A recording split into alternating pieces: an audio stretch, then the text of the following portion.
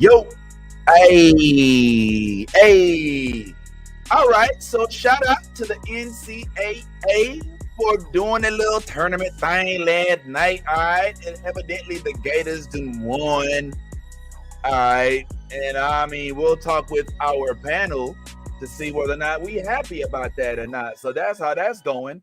And also in the news, we have one Vladimir Guerrero who did sign for 500,000, excuse me, 500 million, thousand, as if a thousand, like maybe per at bat, but yeah, for 500K for the whole new contract that goes for an additional 14 years. So we're gonna chat on that, but let's go ahead and get right on into it. Got the homie Bad Tire here. It's the homie the real Biz Taylor. Let's chat some sports leading up with this result from last night, March Madness. Let's get into it. It's the Stand Up Sports Bar.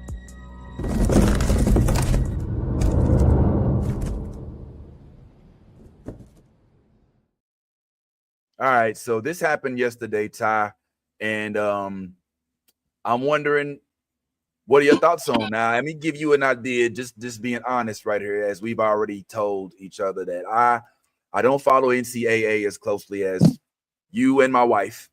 Should have said that like that. My wife follows NCAA a little bit, evidently. And she was telling me about the Gators and how they were her team and all that. And then you were telling me how the Houston team was the black team. And so, I mean, she's kind of happy, I guess, about the results. A lot of people are. I mean, as a dude who lives in Florida now, of course, on my timeline, the Gators are soaking up all of the love. But you had a different perspective with regard to the way that the Houston Astros. See, it shows you where my mind is. With regard to how Houston's team has been regarded in this. So what say you about this result here, bro? Well, congratulations, first of all, goes out to the Florida Gators. You can't take anything away from that victory. They earned it. However, I was a little bit disappointed in the Houston Cougars.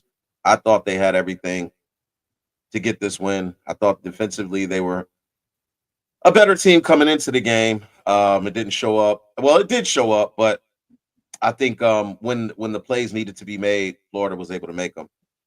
I'm a little biased here. Yeah. You know me. I love us. I love our culture. I love us. I love black people. I love all things black.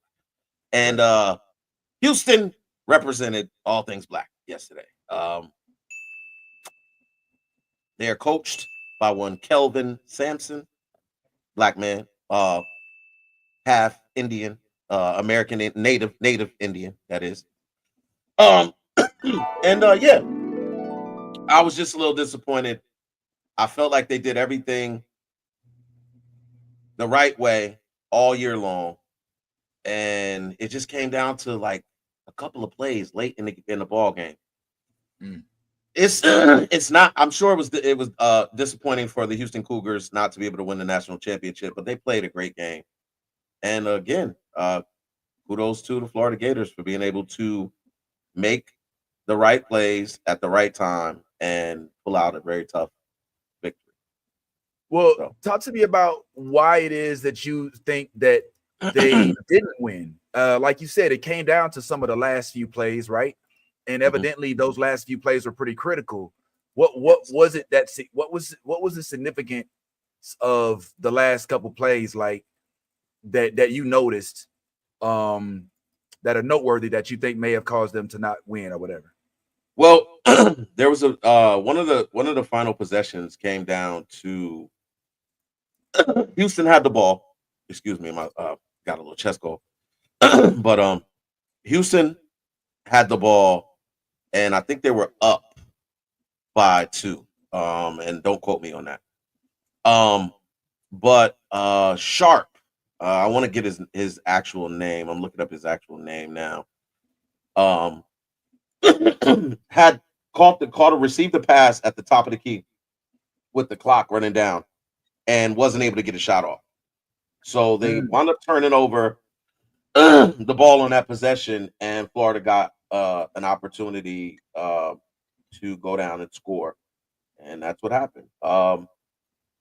I mean, when you get into the championship game with two of the top teams in the country, championships are won and lost on turnovers and um, you know, critical plays down the stretch. And I mean, unless the team is getting blown out, which we have seen in some other other national championship games. But this game brought what I thought was the top offensive team against the top defensive team.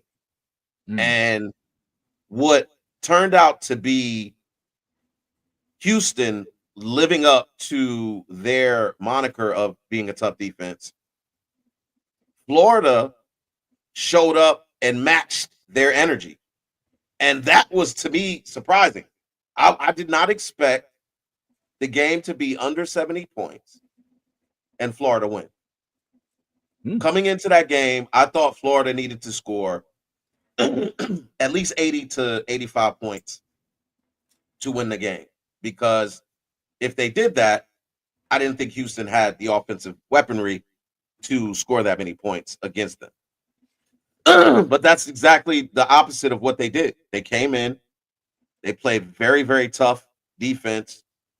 And at the end of the game, although the score was under 70 points, Florida was able to come out the victor. And I was having a conversation with my brother the other day, and I said, you know what? When you get this late into college basketball season and you get to the Final Four and the national championship games, it's no longer about talent because everybody's talented. It comes down to coaching. And the decisions that the coaches make at the ends of those games are critical. When to call a timeout, what lineup to have in, when to put a player in, when to call subs, when to switch defenses, when to press, when to not. All of these things are what the coach comes up with, the play calling. And as much as I love Kelvin Sampson, I felt like in that very critical moment where they probably could have taken a timeout and reset, he didn't. And then you get them the last score, and it was just a lot going on right there, man. So I like, again, I don't want to take anything away from Florida. I think Florida deserves the championship. They won it. They went in there, they took it. And I can't say enough kudos to them. But I do think this is something that Houston will reflect on. And I have a very strong feeling that they'll be right back here next year playing for another opportunity to win a chip. All right, so I understand that Houston, not Houston, but Florida, this will be their third time winning the basketball NCAA championship. What's Houston's record with regard to the championships? Have they won any? They haven't won. They have won a championship, but it was way back in, I think, 87. Let me double check. Okay, while you double check on that, I couldn't help but notice that one of the things that I was showing while you were talking was that one of their players, correct me if I'm wrong, is this real? Is this actually real? Is this dude actually 7'9"? Like, okay, look. All right, so before let me make sure I correct myself. So it wasn't 87, it was 83 and 84. They won, and those are the last. Let's see, despite reaching the NCAA game in 83 and 84. Oh, they've never won a national championship. So this would have meant a lot more to them, so to speak, than it would have for the Gators, obviously, because they have something under their belt. They can always at least reflect on that. But Houston never winning, and to get all the way through all those brackets and to lose to this team that of which you said even some of the black players are basically white players, and that's no shade, it's just jokes. So don't take it the wrong way. Yeah, that's tragic. But I mean, hey, what are you gonna do? But talk to me about this here, bro. Like, is this dude is really 7'9"? This dude is like, look at this. Look, like he just stood up and just took the net down. Come on, bro. These Manute Bol type numbers, bro. Like, how many inches is 7'9"? Like, that's too tall for a white boy. Fuck, he got built that, bro. Like, I mean, that's this? Wow. Like, this is Yao Ming type shit, bro. Bro, that's a record. I'm pretty sure he's breaking a record right now. I don't think there's ever been anybody 7'9" in the NBA. Nah, yeah, because that's nah. Like, we're talking stand up, put the ball in, like not even jumping to dunk type stuff. Like, and I don't know if that's fair. Like, if they talk about salary caps, what's good with vertical caps? Like, you shouldn't be that. Like, that's cheating almost. You know what I'm saying? That's like playing in platform shoes with height. Like, that ain't right, bro. That's too much height. And I mean, of course they win. Yo, he's 7'9", bro. Oh, he's about 8 feet tall. That's a circus height. That's not real. You know what I'm saying? Bro, somebody need to check his knees. Bro, the tallest players this is the tallest players that have ever been in the NBA. Manute Bol at 7'7", George Mirasan at 7'7", Sean Bradley at 7'6", most recently Taco Fall at 7'6". And he didn't do anything in the NBA, by the way. That's such a shame, a waste of height. Slavko Paranis, I don't know who that is, but he's 7'6", and then Yao Ming 7'6". So yeah, 7'9" would make, if he makes it to the NBA, he would be the tallest player ever in the NBA at 7'9". Wow. And I would not expect him to have come from Yugoslavia or wherever it is that his family is from, because I would have thought it would have came from Ghana or Uganda or something, but that looks crazy. Listen, let me go ahead. They make them in the lab in Yugoslavia, bro. That's what I'm thinking, man. We gotta go. Somewhere the same place they made COVID. They making them. Something like that. Well, listen, let me go ahead and bring this up right quick, man. We got the homie Bo P in their bed, them pulled up, you know what I'm saying, outside the lake where he probably fishing or something.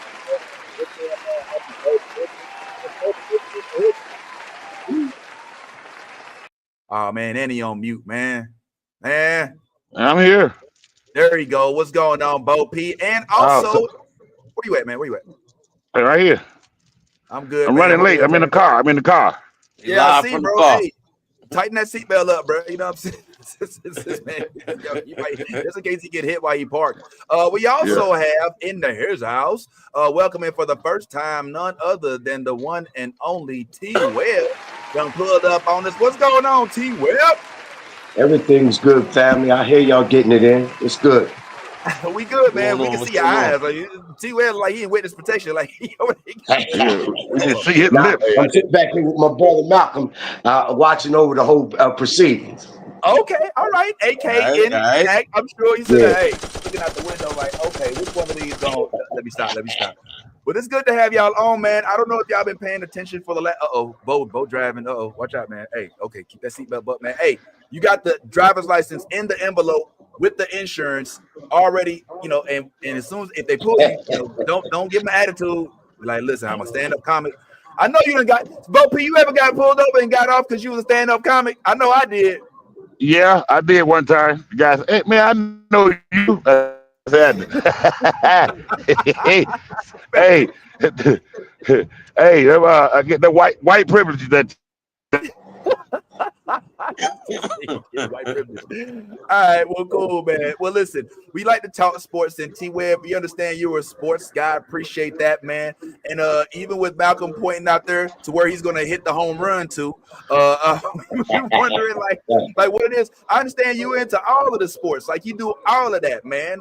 Even baseball. Is that correct? No, that's not true. I don't know where you get your information from. I am a sports fan. I'm a Philadelphia Eagle fanatic.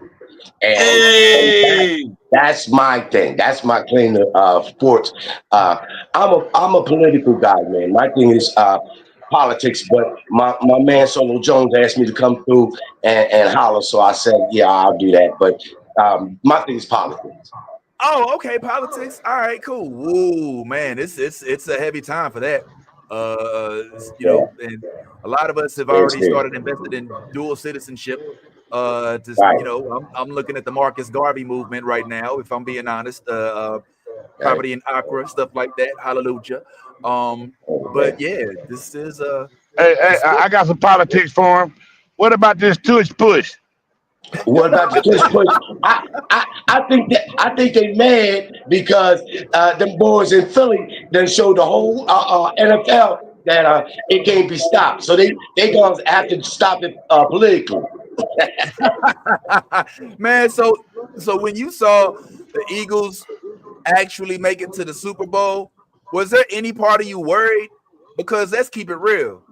When the Eagles were on the way up, they were having some turmoil. The whole issue with whether or not Jalen was passing, whether or not him and AJ Brown was getting along, all of that little static, them kind of depending on Saquon. Was there any doubt in your mind? Did you ever worry, or did you know you had that?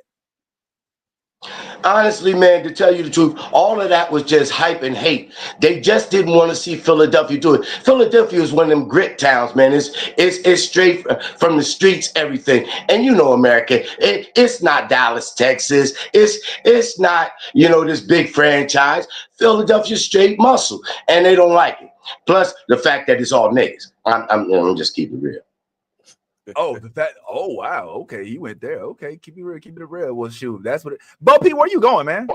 I'm a Cowboy fan, and that's some bullshit. The problem is Philadelphia, they offensive line got fat asses. That's why they can't push them out of the way. That's what it is. That's true, and they run straight through the whole defensive line too. Come on now, man. That's a problem. All right, well, hold on, man. We even got one more man to pull up in here real quick. Let me go ahead and get this dude the introduction like this. Hold on. My dog, the smoke coming through with the hair. Almighty. It's the none other than the one and only. Let's give him a hand, I suppose. Solo Jizzles in this thing. Lord have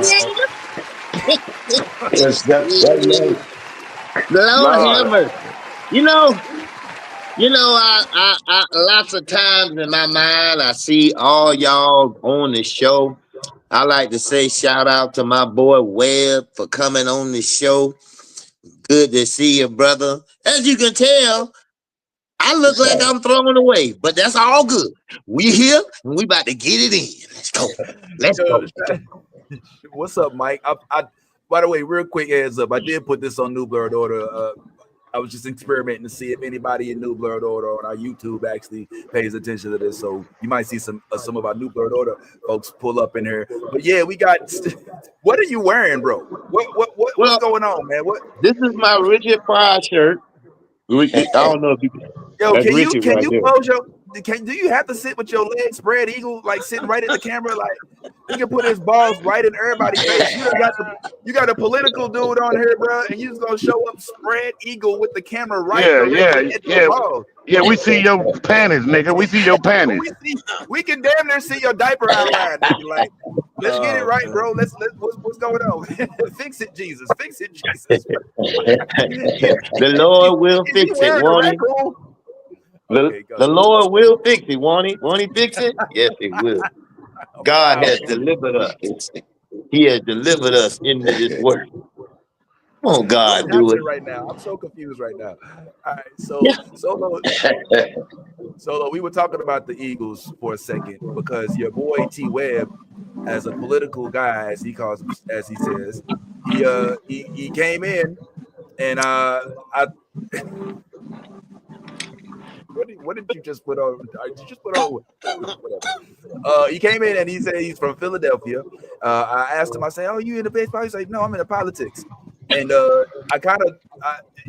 we asked about the tush push, and your boy, Mr. Bo P said that's just some bullshit. As a Cowboys fan, what say you? And be careful when you going out in public like that. What's going on right now? Well, let's just be honest here. Yeah, I'm getting in my car because it's easier that way. Let's be honest here. Let's be totally honest here. The Dallas Cowboys will never ever be anything again. Period. It's for people to think that the Dallas Cowboys could be anything is retarded.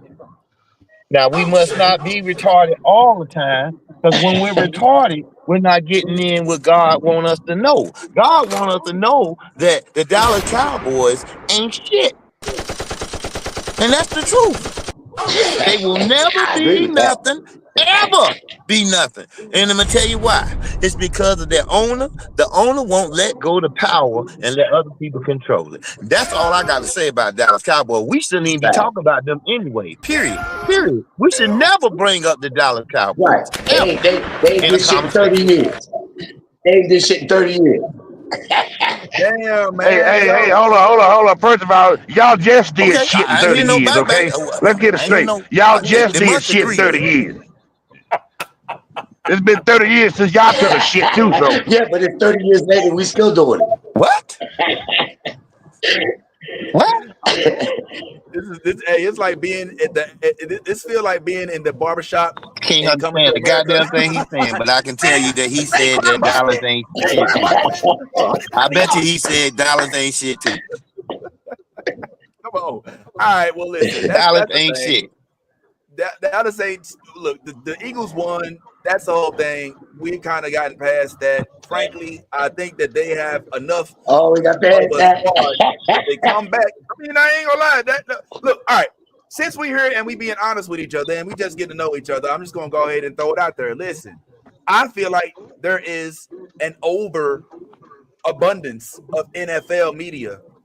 I feel like the MLB doesn't get as much play as the NFL and the NBA, and it's often because ESPN runs the bulk of sports broadcasting, and they have fallen out because MLB has started to offer the streaming services like Apple, started to offer the streaming services like Netflix, like Amazon Prime, the ability to cast games, and they're giving them so much lower rates than they're giving ESPN. So ESPN has decided to put MLB. Well, we sure wish we can hear you. MLB on Tubi. That's why MLB on Tubi. What you saying? Tubi? Nah. They on Tubi also. They on every damn thing. Emma say there's a party in her city because of how the Gators. Yeah, she's somewhere in. All right, stay off of Archer. Okay, don't go too close to Micanopy. Okay, because there's gonna be a party down there by where the downtown. Yeah, I'm a Cowboy fan. Oh man, why do y'all keep showing up places? Like, where do they make Cowboy fans? Like, I'm not open. Like, we got to talk about that too. But I mean, I think I'm not playing about this. Like, about that. I truly. I think we lost whatever's going on with Solo's hair. Whatever you call it, system. I feel like the MLB just does not get the type of play that it got a long time ago, despite the game making efforts to try to make it more palatable for people. And so it's real weird to me when I tune in to SportsCenter in the offseason of the NFL, and the very first thing they're talking about is the NFL. It's like, come on, bro. You know what I'm saying? There's a lot of exciting stuff going on in the world. A lot of exciting stuff going on in the world of baseball.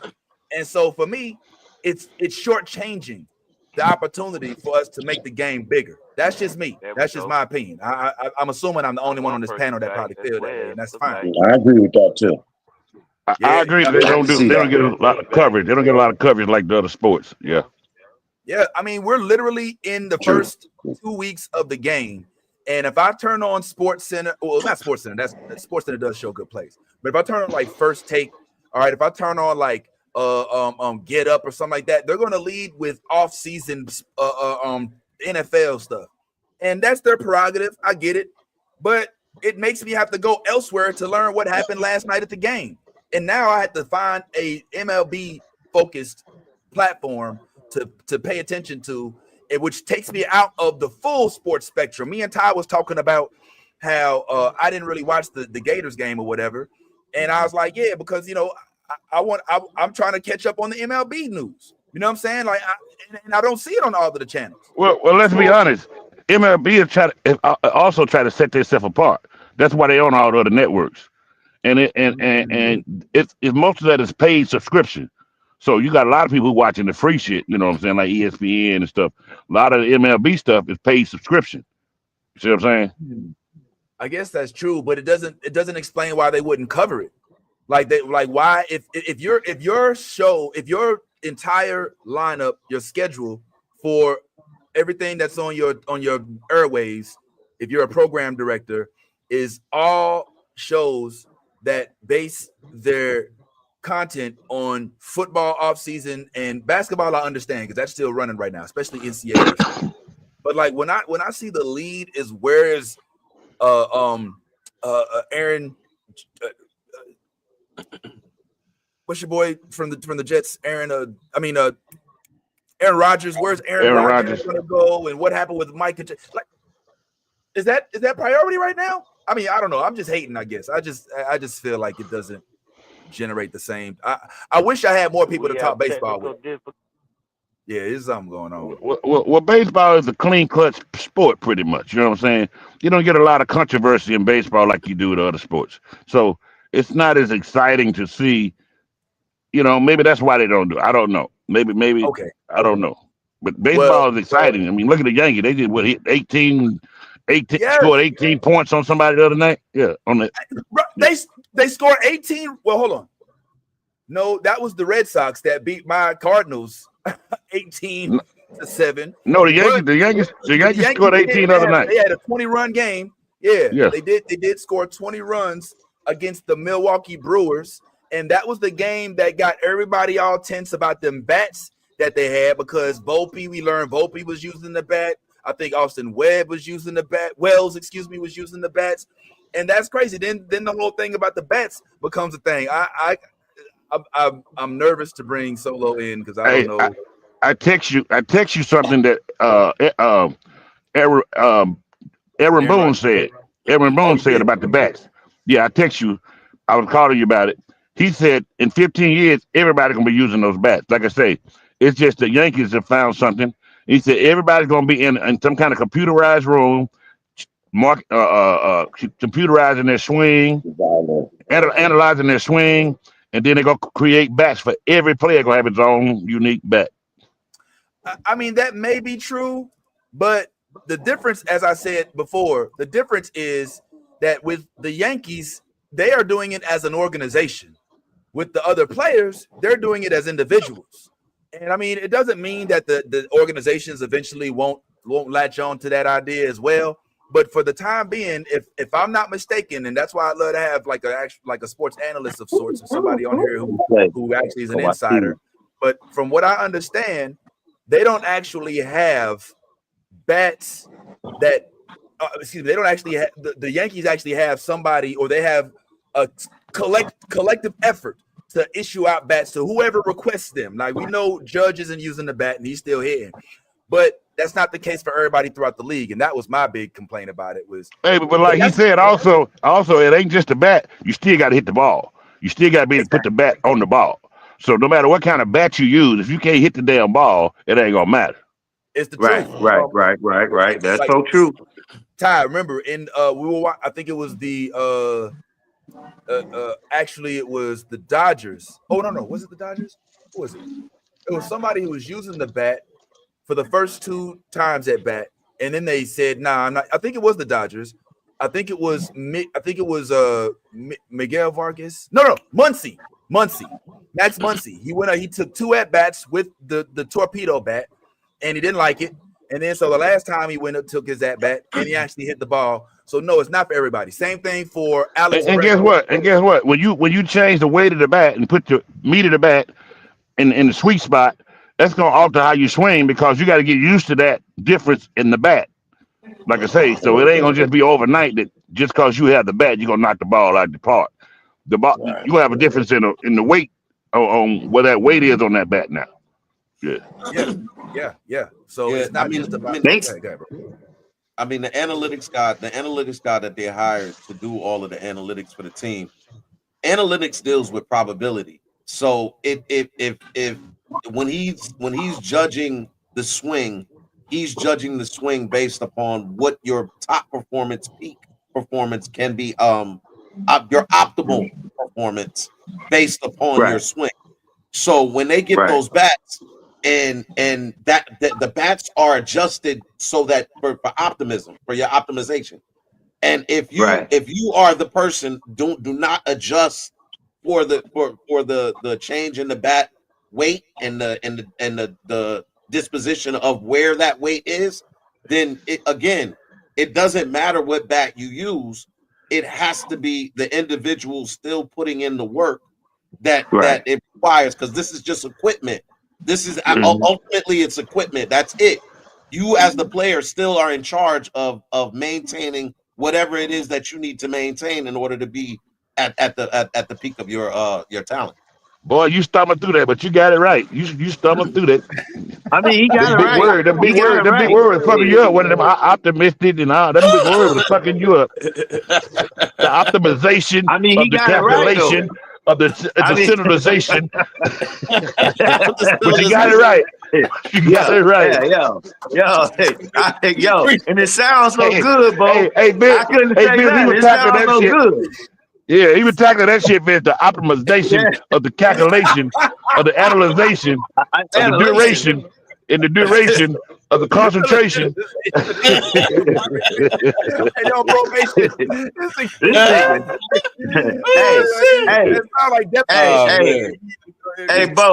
Hey, Bo, you see how he sound? He made me. I felt like this nigga was the smartest nigga in here. Yeah. This nigga. Like you said, Vince. Hey, Vince. Like you said, Vince. It sounds like a lot of defecation. Yeah, a lot of shit. A lot of shit. Yeah, a lot of shit. Oh man, out of it. Oh my god. But, so this right here, I believe, one of the. Go ahead, Cholo. No, I was just complimenting him on the way he. Hey, yo, bruh, you put that together. You put that together, dog. And I swear by God, it sounded so intelligent. I was like, well, damn. And I ain't understand a goddamn thing he was saying, so I just sat there and went like this. That nigga know what he talking about. That nigga's highly educated. Oh, man. All right, well, listen. Let's chat on this. Listen, baseball, I was just showing you the bat that Jazz Chisholm was holding. In baseball, Bo P made a comment earlier that it's not really exciting. But in all levels of baseball, I feel like there can be certain events or certain things that happen. Like this happened, and this wasn't even a major league game. And I'm wondering what your thoughts is on this. I have mine. Let's talk about it on the other end. Oh, my God! Are you fucking Oh, yeah, I saw that. Yeah. Now, I have some thoughts on this, but I'll wait for this to recycle, and then we'll talk about it on the other side. Oh, let's talk about it right now. Are you fucking kidding me? Yeah, are you fucking kidding me? And Dad need to chill out. You need to chill out. Whoever that was. I get it. But that's a conversation you need to have with your son, because that ain't had nothing to do with that boy who ran his ass over. If you are listen, not 100%. Because if you watch that clip over, the catcher was standing on home plate. The plate. And he jumped in the air to catch the ball. Two things you don't do is stand on home plate unless you're ready to take that hit. And two, leave your feet when somebody is running at you. Because this will end. This is exactly how it will end. And for that dad who was screaming, oh, what the hell? You should be having that conversation with your son next time. Son, don't stand on the base when you see somebody running full speed at you. Sidestep them, clothesline them, knee them, do stuff. But what you did was you jumped in the air. That meant you had no leverage at that point. You are at the mercy of.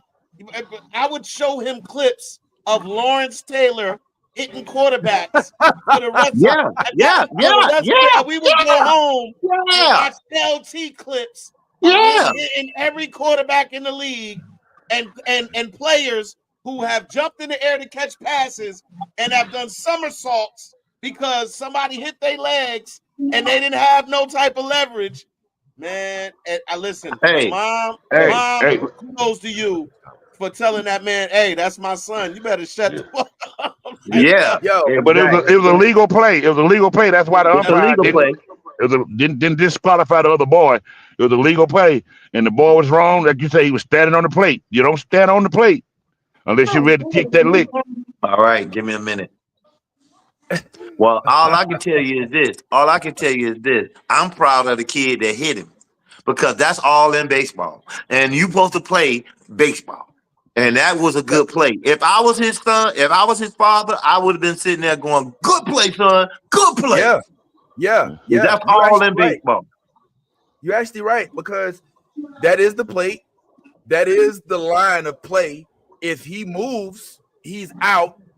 That's the only lane he has. Right. So this is like they actually stopped this. This is like they're not supposed to do this in the MLB. This whole charge in the map, like this whole Johnny Bench, freaking Pudge Rodriguez stand at the plate and take the hit like you're not supposed to do that as much anymore. Yeah. But this dude is running full speed and you're in the line of contact, like you're in the pathway, sir. And that's a good hit, boy. This is physics. I take issue with the caption. Whoever wrote this, who teaches this dirty. What if it was my kid? Solo had it right. I'd be like, yes, son. That's how you run through the plate. And son, that's why you have armor on. And at the same time, though, I don't want to see it happen to my son. I don't want to see him get hit like that. I mean, he's still just a kid. Yeah. So I do have. I tell you what it is. It's a quiet ride home. you don't know what to say to your son. He back there crying. You don't know what to say to him, son. It's all in the game. It's all in the game, son. It's all in the game. You can't be one of the teenagers talk shit now. No, mom, I'm not. Hey, don't let me call old boy that knocked your ass out. Bring his ass over here and tell your ass to do the dishes. Goddamn, keep talking that shit. I'm gonna put your ass out at the home plate. This goddamn. Back in the day, they used to kneel down. They used to try to block the plate. Remember that? Right. They would try to block you from coming to the plate. Yeah. Now, you can't do that no more. Yeah, you're not allowed to cover the plate. They used to do it on all the bases. Yeah. It wasn't even just home base. Like you could go running and knock people over at second base. They used to cover the base. They outlawed that.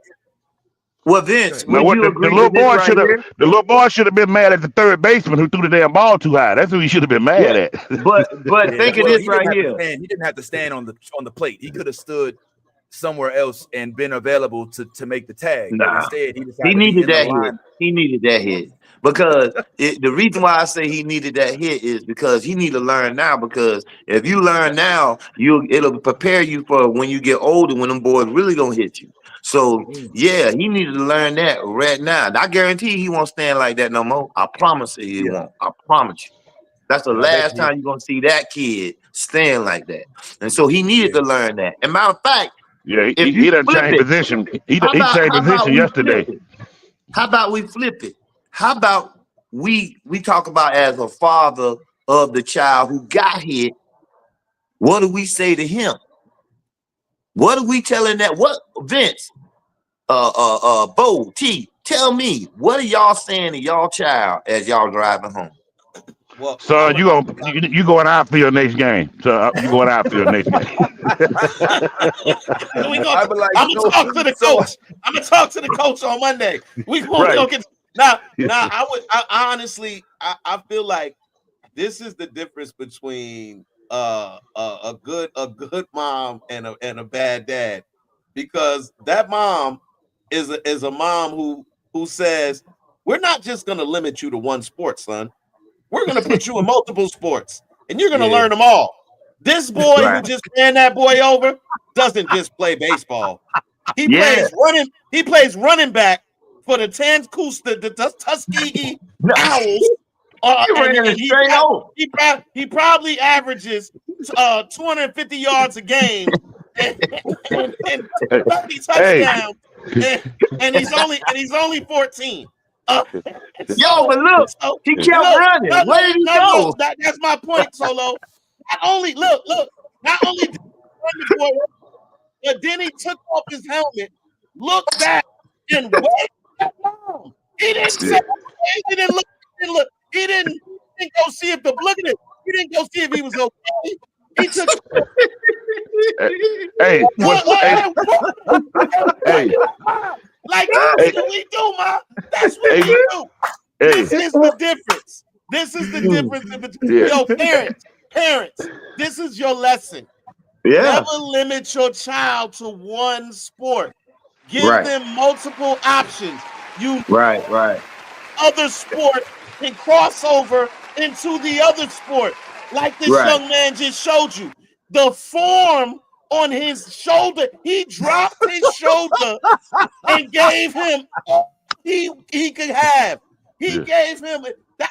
I haven't seen a shoulder like that since Jim Brown days. When he was running. Look at that. The technique. That boy is laid out. His head is bobbing right now. Hey Vince, look who got hit. Look who got there the quickest. The third baseman who threw the ball too high. Oh God, he's dead. He got there before the umpire did. He come running up. He got there before the umpire did. Oh God, I killed him. The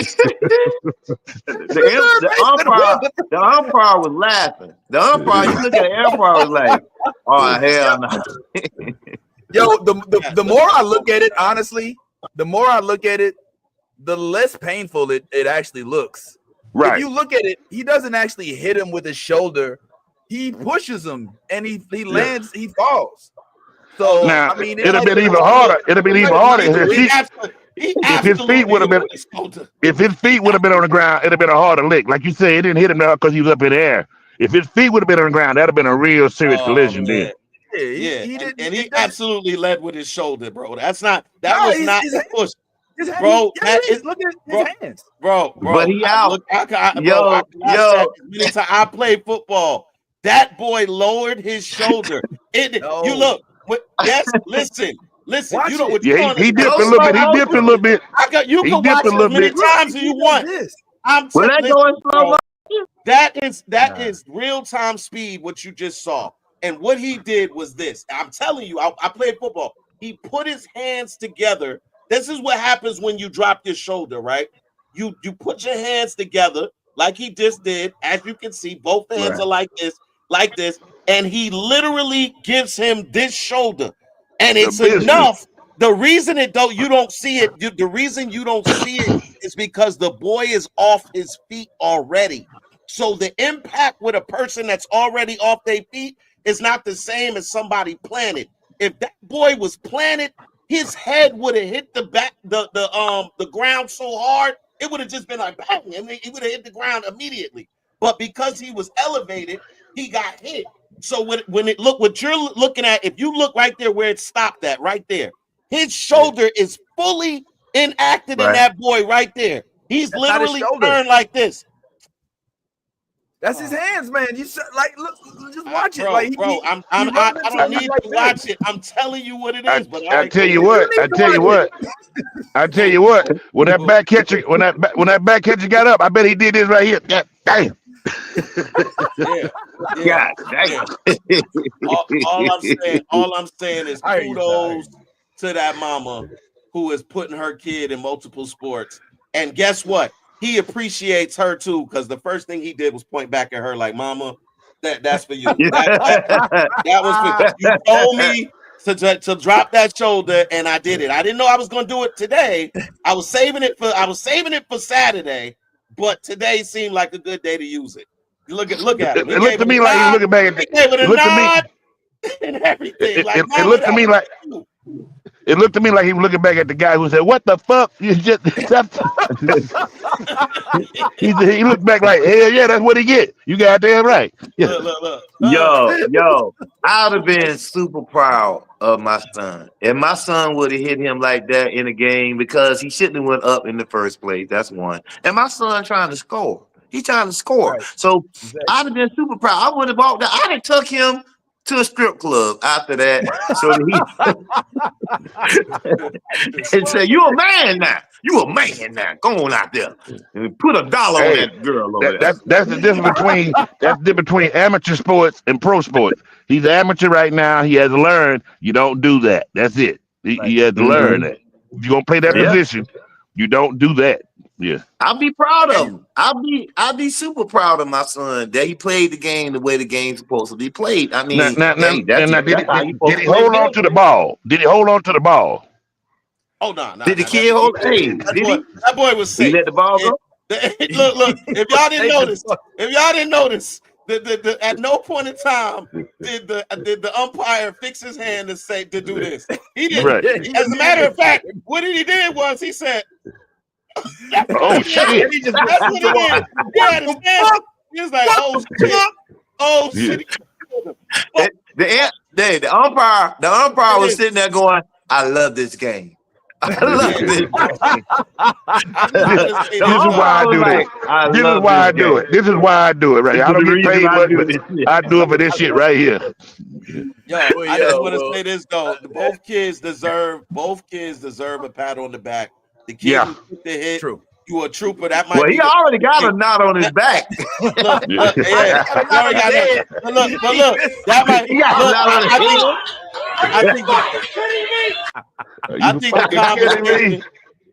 I think the conversation on the way home is son, you know, I'm proud of you. You took that hit like a man. That's probably going to be the toughest thing you do in life.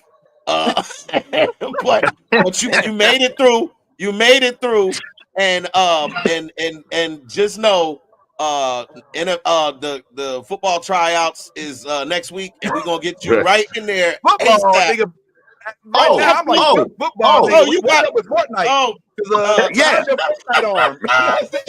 Yeah. You get on the sticks. I don't know if the sports thing is working out. You know what I'm saying? What's up with can we talk Demon Souls? What's good? How was your Hey, the other coach, the football coach sitting over there going, oh yeah, he on the team. I'm pretty sure that kid plays football. He's definitely on the team. Look him up. We know he plays football. Hey guys, I gotta check out for a second. I'll holler at y'all. I'll be back. All right, a little bit. Okay, Bo P gonna step away for a little bit. That's fine. Hey, check this out. But that boy be on my team. Yeah. Hey, I go get him. I go get him immediately. I go talk to his mama and be like, look here, I'll buy his suit and everything. I'll buy everything he need. Everything he need, his pads, everything. I donate that shit to him. Because that boy right there is about that hit. Yeah. He put that hit on him. You're right. He hit him with the Earl Campbell. And how old are these kids? How old are these boys? I don't know. Like they look like preteens. They look like there's like 14, 13, 14. I mean, shoot. I mean that's what I saw. I mean, they didn't look like high schoolers. That's for sure. You know what I mean? These kids ain't playing no more. These kids ain't playing no more. They coming to fuck you up. They coming to hurt. That's what I'm talking about. These kids are growing up quick because hey. It's in you if you can hit like that. That boy right there made up his mind from the third base. He was like, I'm going to tear their ass up. He better not be in the way. And old boy was in the way. And then he got up, walked by him like. Yeah. I mean, that's Pop Warner. That boy been in Pop Warner since he was 6, man. Stop playing. That was not just a regular run over. Don't get it confused. There are special players in football, and he's one of them. The way he just ran that boy over and pointed to Mom, like, Mom, just like we practiced. And somebody in that crowd, he was like, yo, he gave him the nod. He was like, yo, you know it. You know it. Yeah. They say, oh, he needs some milk. That's crazy. All right, well, yo, wow, that's a good point, Mike. Yeah, you can get NIL. Yeah, you're right, man. Fuck that. Fuck going to a good school. He going straight to the Cowboys. They gonna put him right. Like, he just be right there by Micah Parsons. Like, hey, you know what? He was a high school ass nigga. But real quick, let me talk about this real quick. Since we're on the subject of baseball, speaking of baseball, one of my I think it's safe to say one of my favorite players, even though he's on a team that I despise, recently had some stuff to say, and I just thought I'd want to hear y'all thoughts on this young man's comments. Like, I was already a team leader without being called a team leader. But you got guys in the clubhouse that's been in there for 9-10 years, even though they suck, they've been there for 9-10 years, and the team calls them the team captain, but like, they're not a good captain. They're not a good person. You're not even a good athlete at this point. You just here.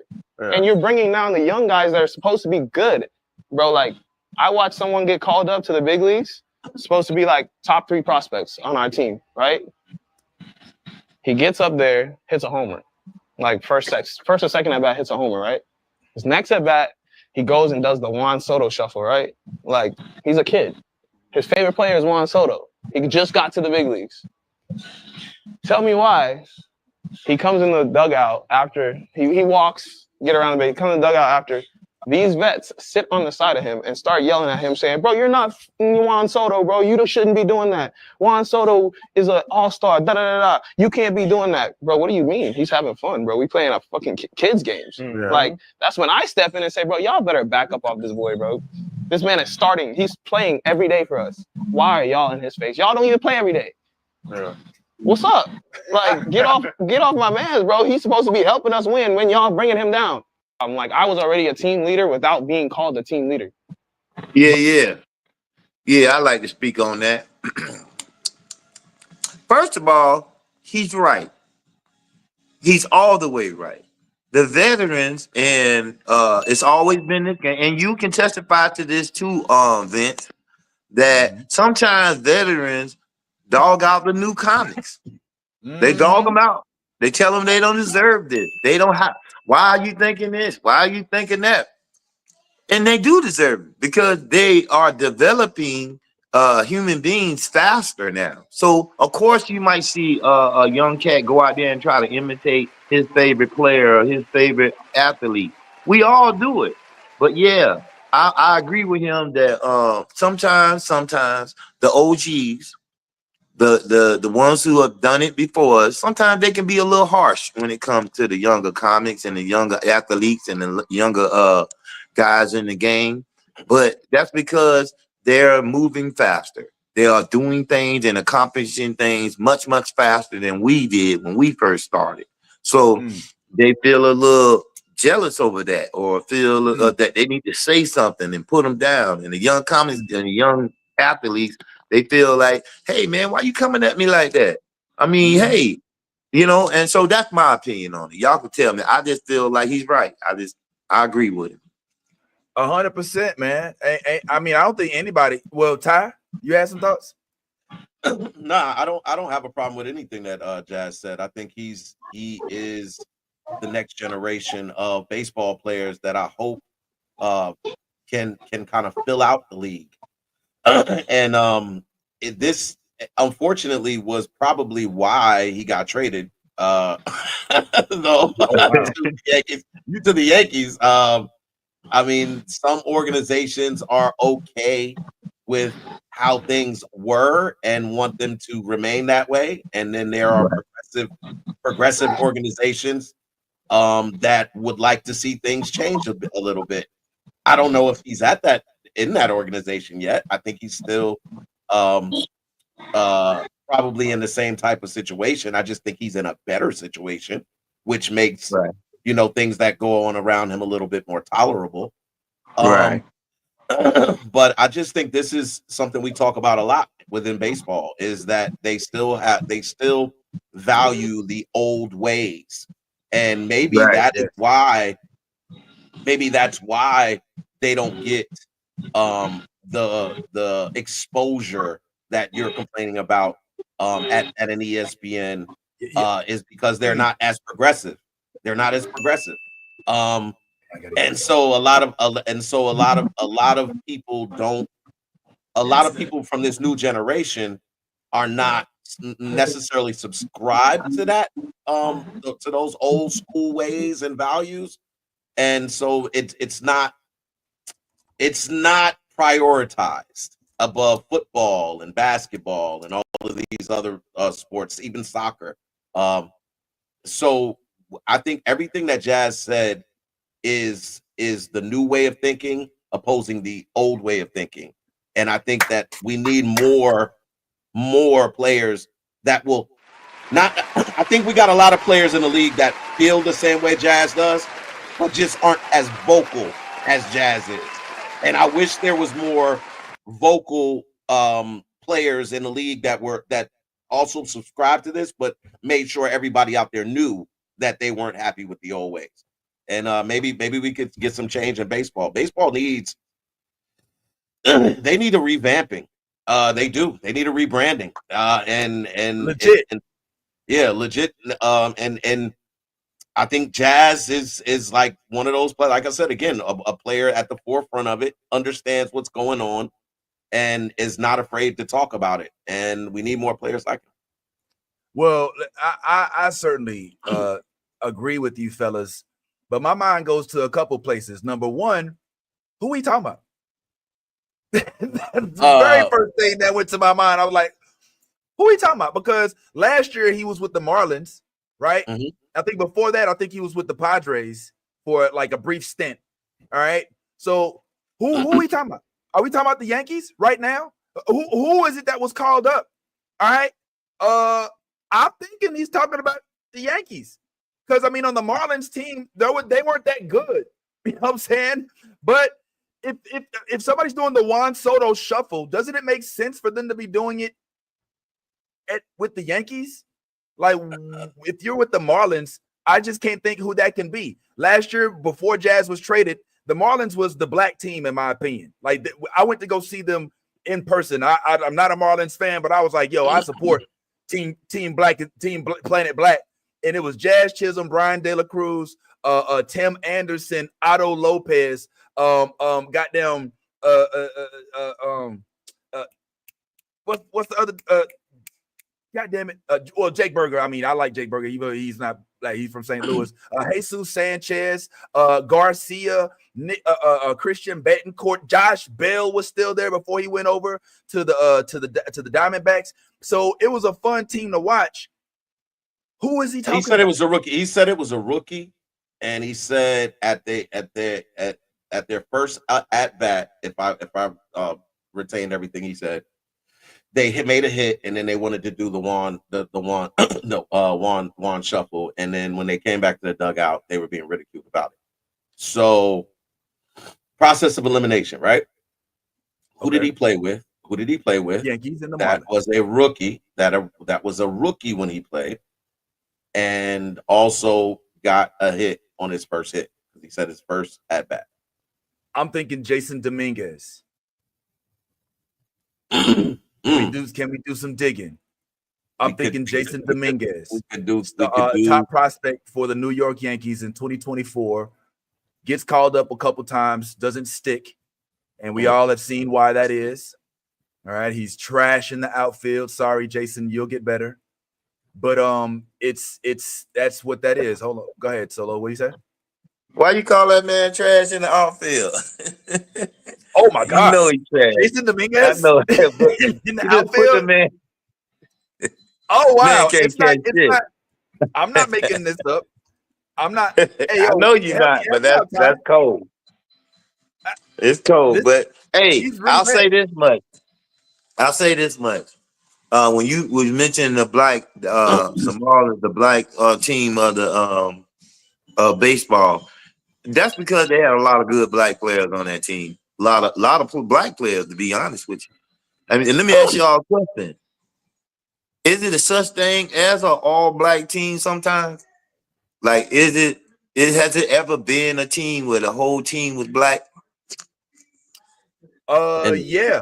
At one point in time, in the 70s, the Pittsburgh Pirates made history by not only having, well, they didn't have an all-black quote-unquote team, but they had an all-black lineup and an all-black, like everybody on. Now, this is the era of Roberto Clemente, Willie Stargell.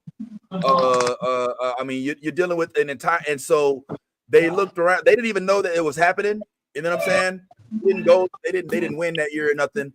But it was known as the what was the title they had? It's a name for it. Let's see. Negro League. No, well, while you looking that up, right? Jason Dominguez at his first at bat, back in September 1st, 2023, hit a 2-run home run against Justin Verlander of the Astros. What you call it was part of that team in 2023 though? He wasn't Jazz. Oh, 2023. Yeah, he wasn't part of the Yankees in 2023. So, right. So I guess that couldn't have been. That's what makes it confusing. So it would have had to be somebody off the Marlins. Well, unless it was somebody else in 2023 and 2024, who may have gotten called up in 2023 in 2024. I wonder, but while we on that, so you think he's talking about the Yankees, which wouldn't be out of the run. But see, what he said was. Then the question is, who is it? Who said that shit? Right. And more importantly, he said it was the captain. He said this is why I don't think it was the Yankees. He said, the captains of the team who weren't even good captains. That right there leads me to believe this is a team he used to play for. You're not gonna say that. Oh yeah. If you're playing for the Yankees about your current that's the nail. So I was like, that's the part. Yeah, that everything he said. All I was hearing. Obviously, I was hearing what he was saying, but also all I was hearing was, we gonna have to trade that nigga. We gonna have to trade this nigga. He got to go. Now I'm serious. When he said I challenged I challenged them and said, who are y'all to tell him he can't do the shuffle? He's just trying to have fun. Leave him alone. Like hold up. Hold up. You're right about that. But also he was also, I mean, listen, this is 2020 hindsight. I don't know if he, you know how you tell a story, you're like, yeah, I went up to the nigga and I was like, yeah, what's up? When you was really like, sir, excuse me, could you step aside? You know what I'm saying? Like, my wife can't see the screen. Could you know what I'm saying? Like, when I told this nigga, I was like, nigga, yo, move the fuck out my way, nigga. My wife can't see screen. But what happened was I just picked him up and moved him out the way. I was like, nigga, I knocked that nigga out, bro. I was like, there might be a little bit of that going on with Jazz. You know what I'm saying? Like, yo, I was like, I don't even play every day. I don't know if he said all that. You know what I'm saying? But the point is that there is a toxic amount of gatekeeping from baseball loyalists who want to make it what it was, not what it could be, who want to harken back to the elden days while Solo gets his Amazon package. He's ordered his prescription. It's at the door now. Hopefully he takes it as soon as he gets it. Okay, cool, because the hair is still messing with me. The whole thing is, I just feel like there is too much of that this should be this way attitude. Just like Jazz said, whoever this was, which I feel like we need to dedicate some time to figuring out who the fuck he talking about. You know what? Matter of fact, I'm gonna go to it and check out the comments. But I wanted to show this real quick. This was the lineup that the Pirates had that changed baseball. Like I said, this is Willie, Stargell, dang, I forget all of their names. There go Roberto, and yeah, the rest of this is all black. Now, again, just they came out like this, but it wasn't like this was actually, the team. There were other people on the team, but that was what happened for the lineup. Now, back to Jazz. He is quickly becoming a spokesperson for the youth of baseball. Like this is just who he is. He's not only outspoken in this moment. He continues to speak out and even says something here. Friends came up to me and he was like, "Oh, my best friend, you're his favorite player, bro. Like, he can't wait to see you." And like, this kid ran all the way from the back to tell me that his friend is like, I'm his friend's favorite baseball player. And then I'm just like, okay, like, I can't wait to meet him. Like, where's he at? So I'm just walking through signing stuff. I don't even get to meet the kid until it's like the last kid at the line. Really? And he's just in the back just waiting on me. I'm just signing and he's like, "You're my favorite baseball player." I was like, "Oh, your friend told me about you." He's like, "No, like, you're my favorite." And he just like starts going into it and all that stuff. And he told me his brother goes to one of the events that I host, Baseball Generations in California. Right. And then we just started getting back, like, to know each other. And then I was like, "You know what, kid? I'm gonna be your big brother from here on. You know what? Like, I'm gonna make sure you have everything you need. Aria sliding mitts, leg guards, gloves, Bats, don't worry about it. I got you. Just give me a call, and I got you, man. I gave you my number. So cool. Did you tell him to FaceTime you because you won't answer the phone? He knows. He knows. His friends came up to me, and he was like, "Oh, my best friend, you're his favorite." So this dude is like straight up trying to like, and I recently also posted and mentioned Jazz in a post, and this goes out to my New Blurred Order folks that are watching. I appreciate y'all. You know what? Ty was right, man. Ty was like, you need to stop doing that shit.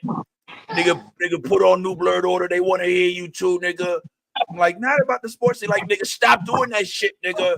Nigga, nerd niggas like that sports shit too. Nigga, why are you poking your lips out like that? I don't even. That's how you be talking. I don't even do that, bro. Doing that shit. You know what I mean, nigga? Like, you know how it is out here. Nigga, learn how to put weed in the bag first, then get money. You know what I'm saying? But nah, I made this post right here because I was on the Tom and Dan radio show on iHeartMedia down here, a local show, which I am a frequent guest. Shout out to them. We might even go do a collaboration on the Thunderbolts release. But yeah, I had this to say about not only Jazz but a couple other baseball players. And this is for you, Fernando, Mike Onassis, my dog Minnie, and anybody else that's tuning in.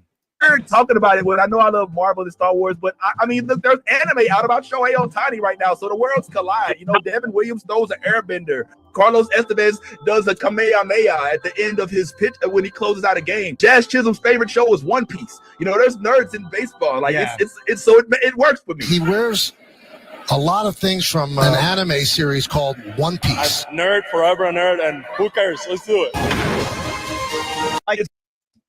So this was pretty cool for me because immediately after I posted this, Carlos Estevez followed me. Immediately after this. What's up? I was like, oh shit. I mean, actually, he followed the third order, but I mean, that's, you know, it's my page. Technically, it's ours. You know, it's like both. It's like all ours. But that's what's up. So I'm wondering if Carlos Estevez would be willing to talk to us maybe in the off season, but. This is one of the reasons why this is attractive for me, because I mean I know that there's that one dude in football who's really into anime. I forget his name, but he was kind of popping for a little while. But this is appealing to me. But anyway, off of this subject, I do want to get to the bottom of that Yankees thing. But since we have limited time, and probably we ain't talking no basketball, no football. Well, we did talk basketball. You weren't here. Okay. What'd y'all say? you weren't available yet. But yeah, it must have came and gone. Y'all quick and fast. We led with the NCAA tournament, but before we get back to basketball, there's one subject that I do want to at least get out with regard to baseball, and that is, of course, the Blue Jays acquiring the Vladimir Guerrero juggernaut of a hitter. $500 million over the next 14 years, which, believe it or not, if you actually do the math, that's not a lot of money. It's a lot of money, but for 14 years, yes. The Juan Soto got $765. Okay, how much is? Okay, all right, I hear you, but how much that is a year? Break that down. All right, the AAV is a good point for the AAV. I think it's about what, 40 million a year. Let me make sure I do the math. But no, that ain't the right math. Yeah, it is. It's less than that. Nah, you say 500 million. At 500 million, it's 14 years. Yeah, per year, you're looking at around $20,000. 30, not even that. What the fuck? What? Man, let me add that up real quick. I ain't crazy. Hold on. No, somebody get a calculator out, please. Somebody. Yeah, please, because boy, I tell you. What does it say? I could be wrong. What does that say? Solo act like you could be wrong. You are wrong. You are okay. Well, how much that is a year? How much that is a year? That's 35. That's almost 36 million. Okay, $36 million. I just took away 3 zeros. 500 million over 14 years give them 36 million. Rounded up A year. Yeah. What are you talking about? Thousands. Yeah. Because and hold on. Here's what you have to take into consideration, Solo. It's a $14 million, a 14-year, $500 million contract. He's 26. He's only going to be in his 20s for 4 more years. For the latter half of that, he's not going to be that good. He's going to be like a DH for when he turns 35. He's still going to be getting $36 million a year. His numbers will slide. His defense will suck, and he will still be getting $36 million a year. True. And I can't deny that. That is true. This is the point that I was going to make. The point is, first of all, he weaved this whole deal so masterfully. And I'd like to get into actually what all went down with this deal. But the first thing is that you have to recognize that by doing this, he actually is valued higher than Shohei Ohtani, who was perceived to be the highest before Juan Soto's deal, but it turns out was not, because Shohei Ohtani has hella deferments. Shohei Ohtani, in his record-breaking year in 2024, where he hit 51 home runs and ran for 59 stolen bases because he couldn't pitch because he had just came off a Cy Young surgery. What's the surgery for the Tommy John surgery? Sorry, I do things with my brain. And so he delivers offensively, but his $700 million contract was actually a deferment. So out of the $700 million that he was given in his contract, he only received $2 million of that in 2024. The bulk of Shohei Ohtani's money comes from advertisements, from his sponsorships, from his Japanese appeal. He's got money coming from all different ways. And guess what? When it comes time for Shohei to retire, he's going to start collecting 14, 15 million a year just because he deferred all that money. But it reduces the value of the money because of the way inflation works. So his deal, even though it was 700 million when he signed it, is rated actually at about 460 million because of the deferments. Vladdy, like Juan Soto, has not taken any deferments. So he's getting his AAV every year. Whenever he plays a game, he gets a deposit. And he don't have to worry about whether or not he's still going to get the rest of his money down the line because he's getting it right now. And that's the thing that I think makes his more interesting. And it's also the fact that he played this so well, Ty, he played this so well.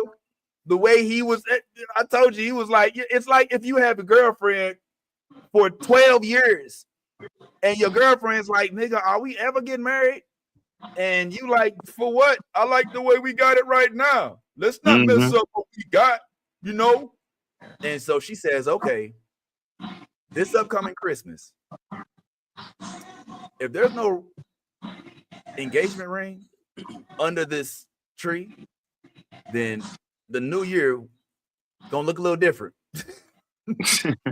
You got a couple different things you could do at that point. You could be like, all right, what the fuck is that supposed to mean? You know what I'm saying? Baby, you love me. You ain't going nowhere. What you talking about? But then come time for setting up that tree, and you starting to think, all right, what's going on right now? You know what I'm saying? And she's starting to go to the gym. You know what I'm saying?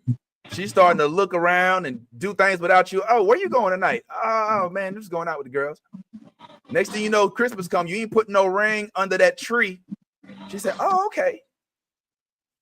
Now she posting on Instagram when she at the gym. Now she got the stories out there with a little bit of that cleavage showing. Just so you know, it ain't that I'm going anywhere, but in case I do, this is what could be available. That I feel like is almost exactly what happened with Vladimir Guerrero. Vladimir Guerrero said, look, I'm giving y'all a deadline, and y'all have until this day until y'all decide whether or not y'all gonna sign me or not. The deadline was a deadline that he made up. There was no official deadline. Him and his agent, they said, hey, look, we need to know by X date what the deal is. And if you don't tell us what's up, we don't get our answer, then we're going into free agency. Or to translate, if you don't give me my ring, then I am putting myself on the market. Oh, what's going on, Bomani? I mean, are we good? All right, okay. Yeah, there's more than one way to get his ass out of the picture. But go ahead. I'm listening to you. Your point sounds very good. So yeah. So check it. So he says, here's the deadline. I want to make a deal. They don't make a deal. Deadline passes. Vladdy says, oh, all right. Now, Vladdy could have went out and been like, oh, man, this is some bullshit. Even though he don't speak English, I was born in Canada. I'm the Canadian kid. My dad played for the Expos. Come on. I'm a Toronto Blue Jay. I'm fit for this country, for this team. But y'all don't want to cough up a little money. And here's what makes it worse, y'all. The same team that didn't want to pay him what his offer was, which he reported was less than Juan Soto's, offered Shohei Ohtani $700 million, even though he passed on it. They offered Juan Soto over $700 million, even though he passed on it. And now they're basically saying to the dude that is their franchise, you, sir, are not worth the same money that we were offering these other folks. So if you sit here and see that you as a dude or your lady see that you spending more money on your secretary, spending more money on your office manager, spending more money on, anything else, honestly, than you, they might take it a certain way. So it is of no surprise to me, frankly, that Vladdy was able to secure this deal. And honestly, it's because of the way he went about it, in my opinion, because he May I ask a question? So that it was them that had to make that decision. What's up?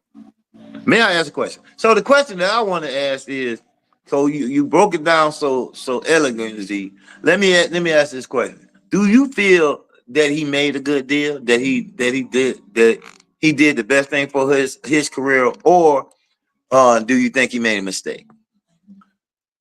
Ty, you want to take this one? I think he did the best thing for him. It's apparent that Vlad Guerrero Jr. wants to be a Toronto Blue Jay for the rest of his life. He didn't have to make a deal. He didn't have to give them the ultimatum. He could have kept quiet and waited till free agency and went wherever he wanted to go. But because he wanted to be there, it's like with the scenario that Vince gave with the relationship wise. If you really want to be with your lady, and she messes up, you give her a chance to mess up and y'all talk about it. If you don't want to be with her, if she messes up, you leave her. And that's kind of the scenario that Vlad is in. Vlad is like, I really want to be with you. So let's work this out. Let's get it done. I'm not going to stay here and keep loving you if you don't love me back. But if you're willing to work with me, then I'm willing to work with you. And that's what he got. He got what he wanted. He didn't get, maybe people will say he could have got more going somewhere else. And they're probably right. He could have been a Yankee next year and absolutely got $700 million. Not even a question. They would have gave him $700 million without like missing a step. It would have been no problem. They might have even gave him close to what Juan got, just because, to make sure they got him. Not why they got judged. Not why they got judged at the same time. They're not going to have Giancarlo. I think Giancarlo. This is probably Giancarlo's last year. They're not going to have Giancarlo under contract anymore. They're going to have to extend Jazz too. Yeah, but you can still extend it. They don't have to extend Jazz. It would be nice if they extended Jazz, but they don't have to. Jazz is an up and coming player. He's good. He's not a superstar yet, and so he doesn't commit. He's not, as much as we like him. He's just popular. As much as we like him, yes. Okay. As much as we like him, he's not a superstar. However, and he will command an uptick in his pay. But I don't think he's going to be $100 million man, if that makes sense. Oh, really? I think Jazz could get $100 million for 4 or 5 years. Not for the Yankees. He couldn't. not for the Yankees. They wouldn't give him $100 million. It's unnecessary. And yeah, do you see what you think that they would choose? You think that they feel like they would have to choose between Jazz and Volpe? If they did, they'd choose Volpe without a doubt. There's no question about it. Volpe is on the verge. Like I told you before, he's like on the cusp. He's right there on the cusp. He has to. He does like he's very quiet. He unlike Jazz. Jazz is vocal. Jazz is charismatic. Jazz is all the things that aren't the Yankees. Just to put that out there. But don't you think they need that though? Don't you think they need that? According to the Yankees, no. The Yankees don't. The Yankees are a diva in just the fact that they feel like you should be gracious in the fact that we made you a Yankee. They've always felt like that about whoever they pick up. You should be happy to be a Yankee because there's nothing like it in the MLB. Being a Yankee is the testament that you made it. And that's how the Yankee organization views their players. So that's why it's easy for a guy like Jazz Chisholm to go get more money elsewhere, but you might not be in the playoffs every year. Like what we gonna do? We're gonna be in the playoffs almost every year. I think it's so easy for him to go elsewhere. You're right. When you're making comments, not when. First of all, it's not going to be easy for him to go anywhere after those comments just came out on that podcast because I told you he's in the major leagues where they would prefer things to not change, is what I'm saying. Like, so there's definitely a lot of organizations that will stay away from him just because they don't want him, shaking up things. You know what cures that? Wins. You know how many teams Reggie Jackson played for? Even though they hated the fact that Reggie Jackson was so outspoken. The Yankees. Was so he played for Yankees. He was remember him? Like when he first came to the Yankees, the city hated him. They hated him. You know what I'm saying? There was another guy that was supposed to be their guy at the time. The catcher dude. What was his name? I forget his name, but he was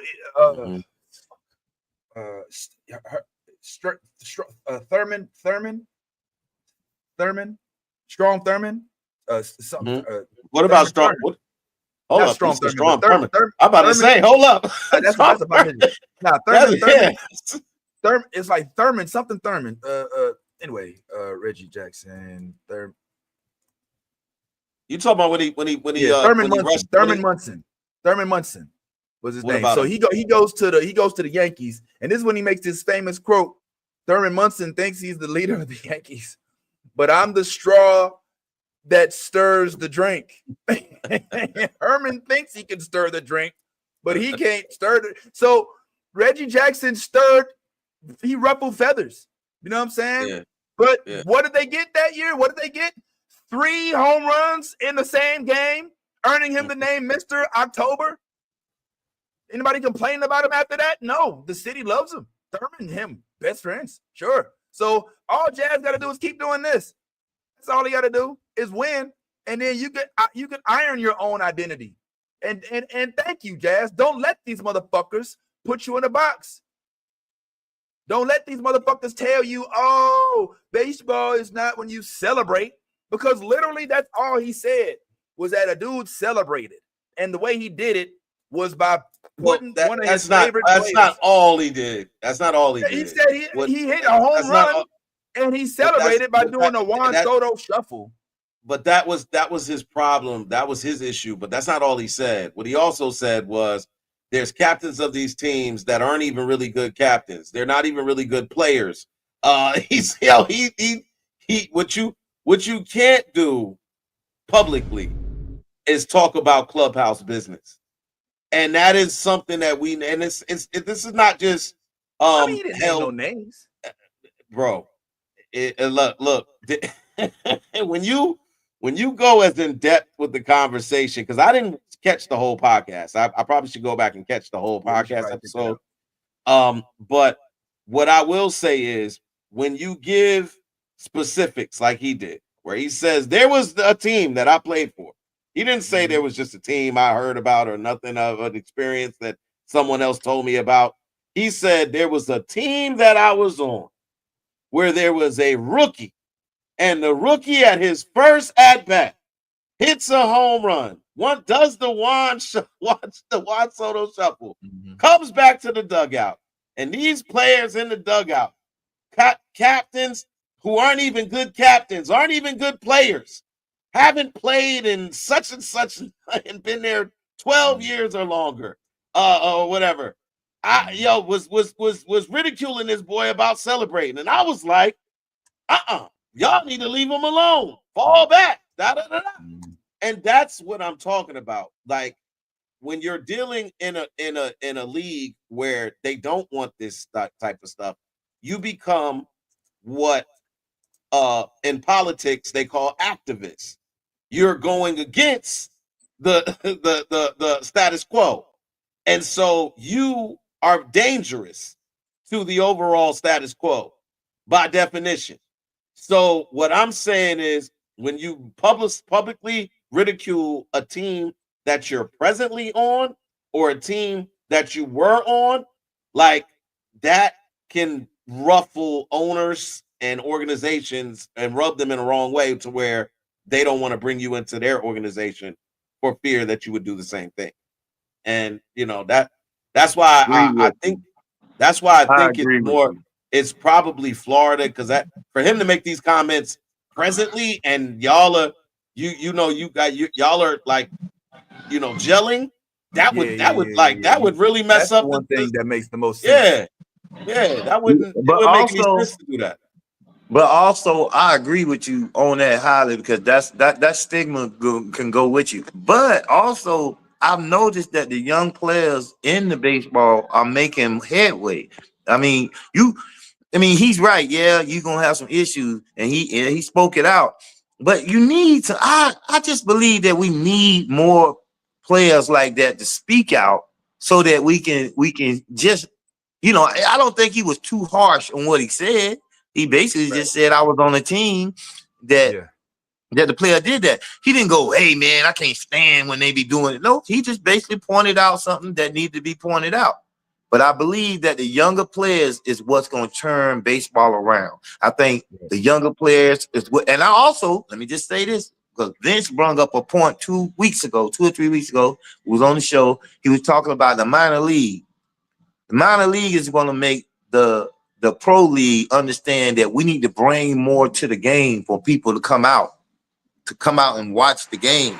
And these young players, if they're going to say something or do something on these podcasts that's going to draw attention to baseball, I think it's all good. I think they just hear this thing on TV. No good news is good news. So I think it's good news. I think everything, even now, you notice that this young player was on a high profile podcast with those other athletes. People watch that. You know what I'm saying? So I agree with T. I agree with T, because it could be a stigma that could follow you, but also it can help too, because we need to recognize some of this stuff. And remember, the game is a game. We need to go back to having fun with the game. You know what I'm saying? So when it gets like to having fun, that's when I think it'll increase. But I do agree with you, bro. I do agree with you. I think it can follow them, but I think it also can help too. I agree with you. I think that it can help. And I think that baseball making news, especially for a young dude like Jazz who likes anime, you know what I'm saying, and can cross over with cultures and can bring young heads into the fold, for him to be outspoken, for him to stick his chest out. And I hear what you're saying, Ty. Yeah, some clubs might be like, yo, we don't want the smoke. But the ones that are brave enough to harness him, like the Yankees, the big name teams that have dealt with all kinds of personalities, I think they'll be just fine. Let's also remember, like Mookie Betts, when he was asked, when they were giving out the awards at the end of the season, hey, what advice do you have for these young players out here who would like to win 2 World Series as you have? He said, you're just going to have to wait 7 more years and then try. He was talking shit. He was like the Dodgers, because the Dodgers, we about to run it for 7 years. And that's exciting. I don't want to hear that bullshit. I don't want them motherfucker to be like, well, just keep working hard, and just, your time will come. And he was like, you just go out, motherfucker. We finna just run. We finna run the board for a few years, and then y'all. That's exciting. More of that. And so I wasn't going to do this today because I actually thought about doing this, but there was something I wanted to personally respond to, and then I think we can go ahead and get off baseball, even though there is one more play that I was interested in hearing y'all opinion on. But I happen to be, I don't want to say affiliated, but I think that affiliated, not affiliated, nah, but I think I can safely say that I'm cool with. Oh man, is it on there? Did he have it on there? All right, well, I didn't set this up, so yeah, probably not a good idea to try to do it in the middle of the show. But I wanted to respond to something that my good friend Roy Wood Jr., my FAMU brethren, said in a podcast, I believe with I really like this lady too, Jamel Hill. Jamel Hill. Yeah, Jamel Hill. He had commented, Roy did, that baseball needs what he called a chaos Negro. That one of the issues within baseball is it needs somebody like Anthony Edwards, somebody who is just NBA. Straight out chaos, who's ready to fight and points at you and does all kind of interesting stuff whenever they get aboard.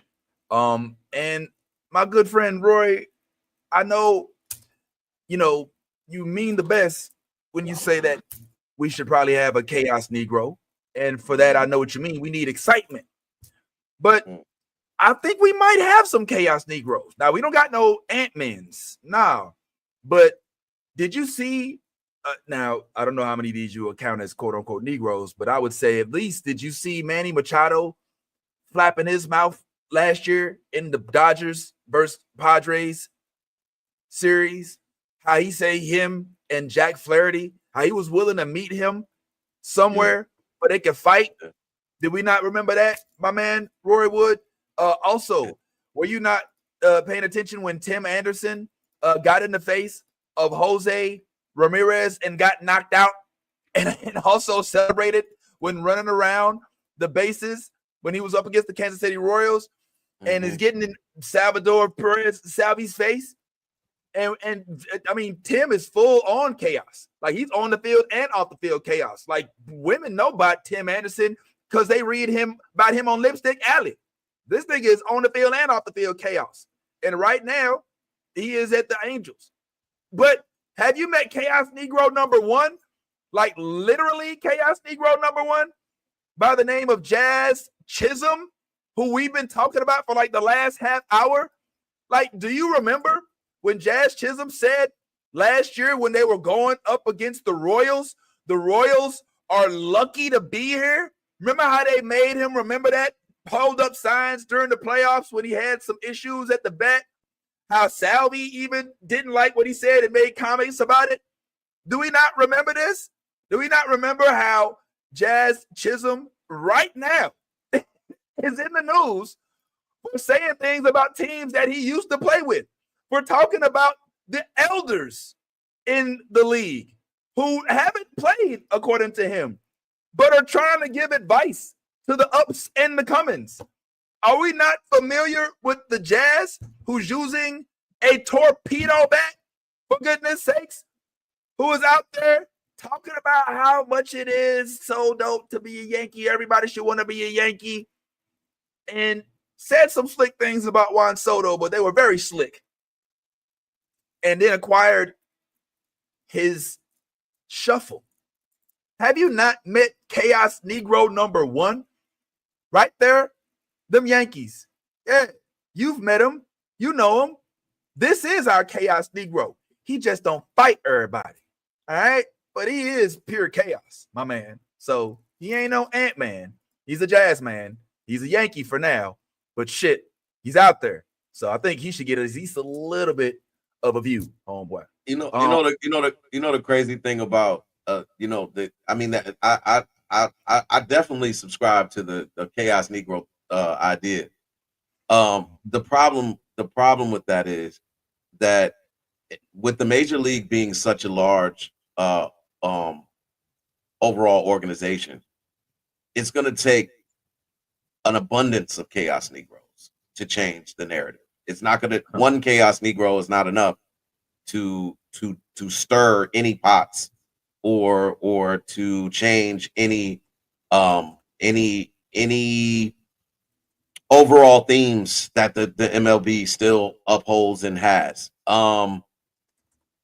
In order for Jazz to really make a substantial change within the arena of baseball, Jazz has to become a mega superstar. It's unfortunate that it has to be that, but in order for the limelight to be shined, because we caught this interview off a reel that someone else made off their podcast, and we follow baseball, but not everybody watches this that podcast or this podcast. Right. So this is a very finite amount of people that this has reached. I'm just saying that I applaud Jazz for having the wherewithal and the passion to say the things that he's been able to say, and to not let somebody get taken advantage of in a moment. His parents raised him well, but it is not going to be a single player thing. We need a coalition of Black players who all share the same or similar feelings towards how Major League Baseball is and what they would like to be changed. In essence, a players association that is comprised of people of color. And that's where you start making significant changes in the game of baseball. It starts with one, but he's going to need some help. He's going to need those other players that have stayed quiet all these years, but have had the similar experiences and feel the same way, but just haven't had the voice. And if they can at least stand behind Jazz as Jazz projects, then it'll feel more tangible in the end. I think that's when things start to really change, is when everybody gets together and they form that coalition. Okay. So you saying they need baseball needs a Black union. They need like a like some sort of like a SEIU within like baseball or some shit. I don't know. I'm saying that baseball needs the Monstars. They that's what I'm saying. That's what I'm saying is, in chaos, we can bring the Monstars. You need a team of individuals that share the same ideals and are passionate enough and fervent enough to move in the same direction at the same time. And that's what Jazz needs. Jazz can be the voice of it. He can be the face of it. But he's going to need that support, and he's going to need people behind him that also are in the same position, that are achieving great things within the league, that are cornerstones of their organizations that they play for. So those guys that are signing these big contracts, i.e. Vlad Guerrero Jr., i.e. What's my man from Oakland that just signed Lawrence Butler. Lawrence Butler. Yeah, you too. All of these, yes. Yeah. I'm sure y'all have the same experiences. Just get together, coordinate an attack. All right. Well, check this out. Here's speaking of Chaos Negro, here's the actual comment my man made, so we could just kind of get that out the way. Let's chat on the other side. Ball needs an Anthony Edwards. and I don't know who that could be. Mookie Betts is Steph Curry. He's exceptional and likable, $1 million smile. That's important. But you also need Chaos Negro. So you think Anthony Edwards is a chaos agent?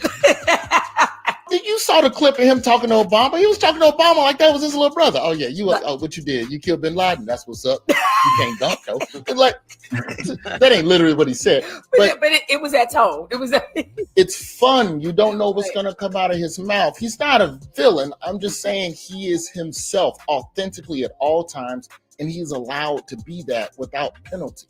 Baseball, and that if that's how we describe Chaos Negro.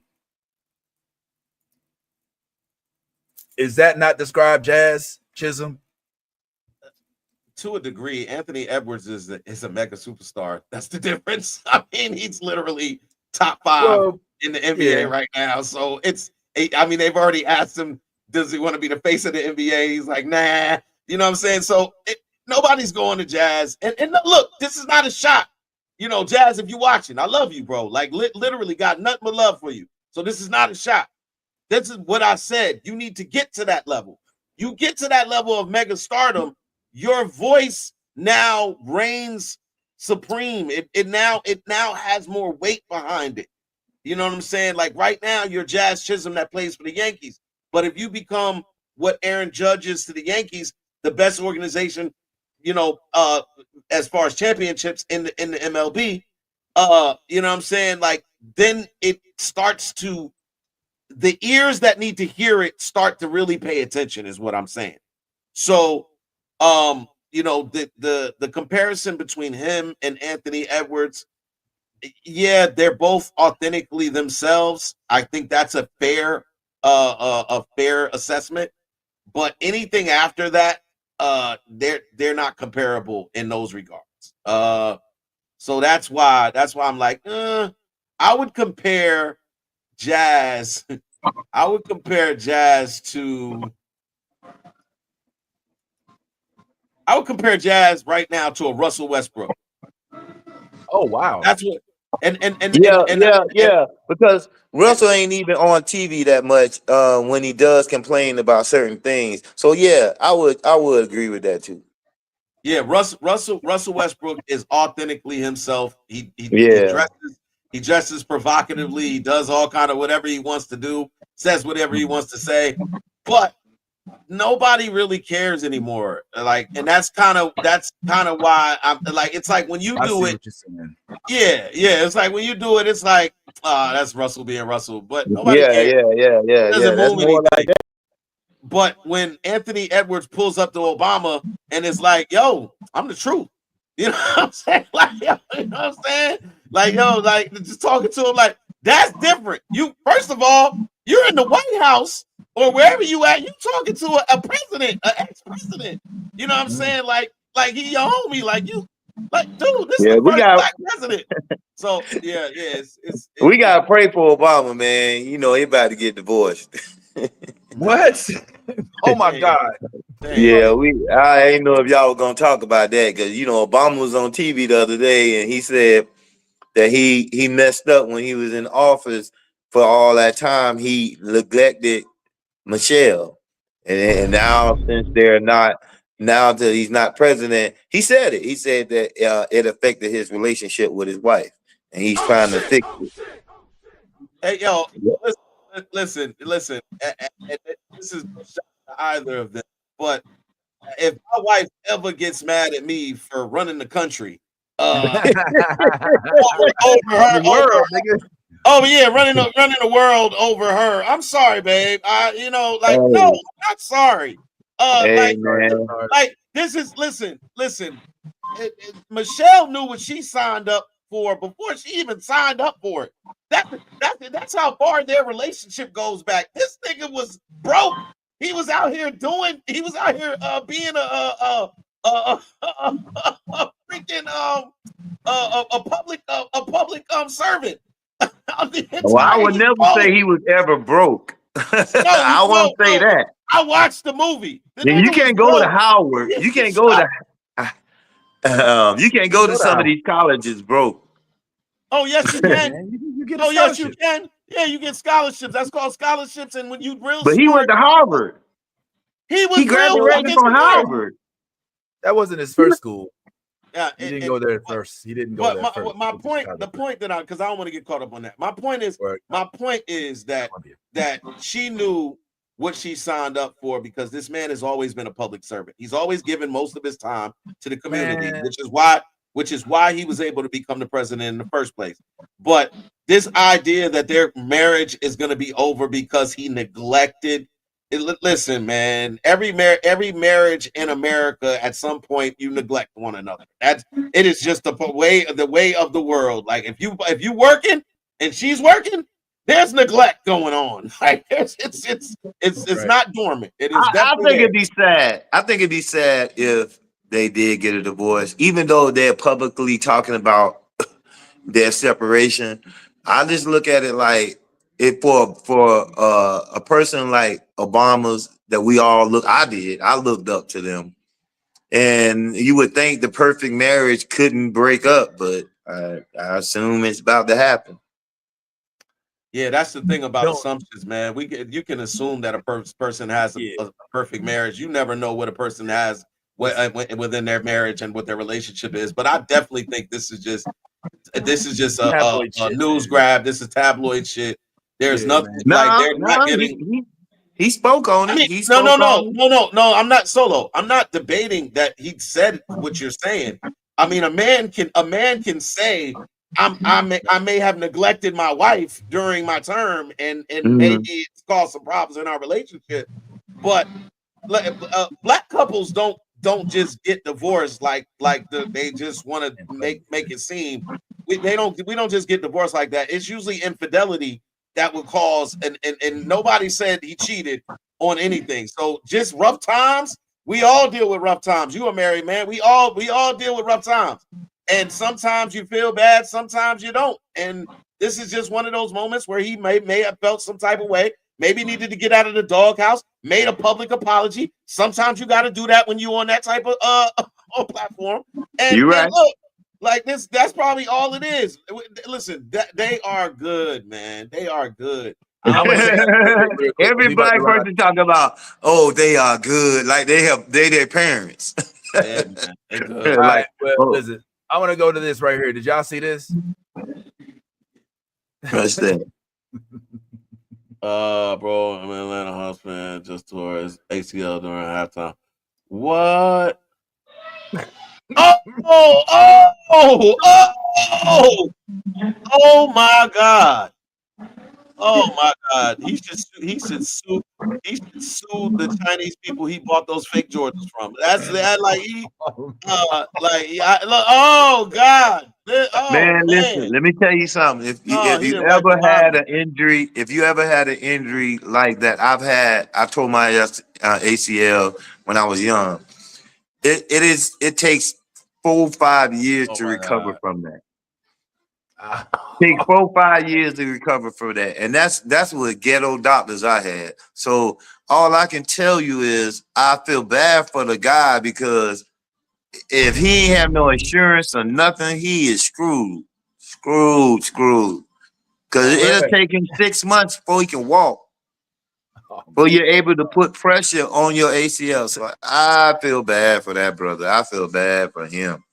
Solo. I feel bad for him because it's gonna take him 10 years to come out the house after that. You don't just you talking about the recovery for his knee. What about his pride? Nigga, your pride. You just fell. Nobody was guarding that you. hurt. It just hurt. I just feel it. Listen. Look, man. When you break your ACL, when nobody's defending you, nobody's guarding you, and nobody's oh God! Every time I watch it, listen. Now you want to talk about marriages? His wife just left him immediately after he fell. If he was married, I think that wedding. If he was engaged, that engagement is off. There's no that his pride. This is going his homeboy. If I was his homeboy, This is saved in my phone to play for him anytime he say something slick. I'm a play this. This gonna be on repeat at his house whenever I come through. Like, because this is you, and then my questions will never stop. I'm always gonna be like, bro, so what was you thinking when you went to plant and your feet slipped out from behind you and you hit your head on the floor and then you grabbed your knee? Was you thinking everybody saw me? Was you in pain? Was you thinking like I'm not gonna get the money now? What you thinking? What was you thinking? What was going through your brain as you hit that floor after old girl just picked you up? After you in front of the entire Atlanta metro arena, like what was going on, man? And I just, oh my God, I feel bad for his pride, because it will never return after you do something like that. Did you feel a long time? He gonna be going through that a long time. Did you feel it's gonna be a long time for that nigga be able to even come and talk, have a conversation, nigga? That leg gonna be fucked up. Oh, did you feel bad for Hakeem Olajuwon when they wouldn't let him on the court last night? Yeah, because that's fucked up too. That's egregious. They always doing Kareem. They always doing him wrong. They always got some way of dogging that brother out all the time. Leave him alone. Well, this is the thing. He was trying to come on the court to celebrate with the Houston players and the team, for making it to their national championship game after the Final Four game that they beat Duke. And this is the thing, right? We talked about Houston earlier, and we acknowledged that they did make it to the national championship game in '83 and '84. Guess who led those teams to the national championship? I would assume Hakeem Olajuwon. Well, here's the question. The question isn't whether he did that or not. My question is, does that give him the right to walk freely if he's not involved with the organization as of this moment? I understand if he has an agreement with them, affiliation with them, if he's coaching with them. Tell me more. He's the greatest alumni that they've ever had. Yeah, he's like God. He's like God. You got to realize this man won NBA championships. He goes down as one of the greatest centers to ever play the game in the NBA, and he came from Houston. He took Houston to their only other national championships prior to this year. So yes, he is regarded as Mr. Houston, like Mr. Houston basketball. So had he was white, it'd have been different. I promise you. If he was white, they would have made they wouldn't have said nothing. But being that he black, they wanted to show him that it don't matter who you are, you still gonna fall by what we want you to do. But had he been a white man that walked out there who was the championship, who had all the accolades that he has, it would have never been a problem. I'm done eating my food. You might have a point. All right. Yep. All right. So that was interesting. Yeah, look at little man trying to get up in the combo.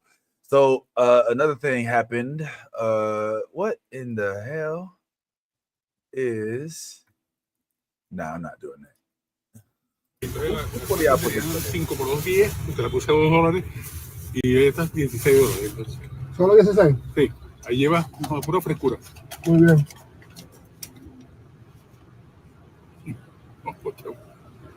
No tengo cambio. No necesito cambio. Ahí te cambio. En serio. De veras.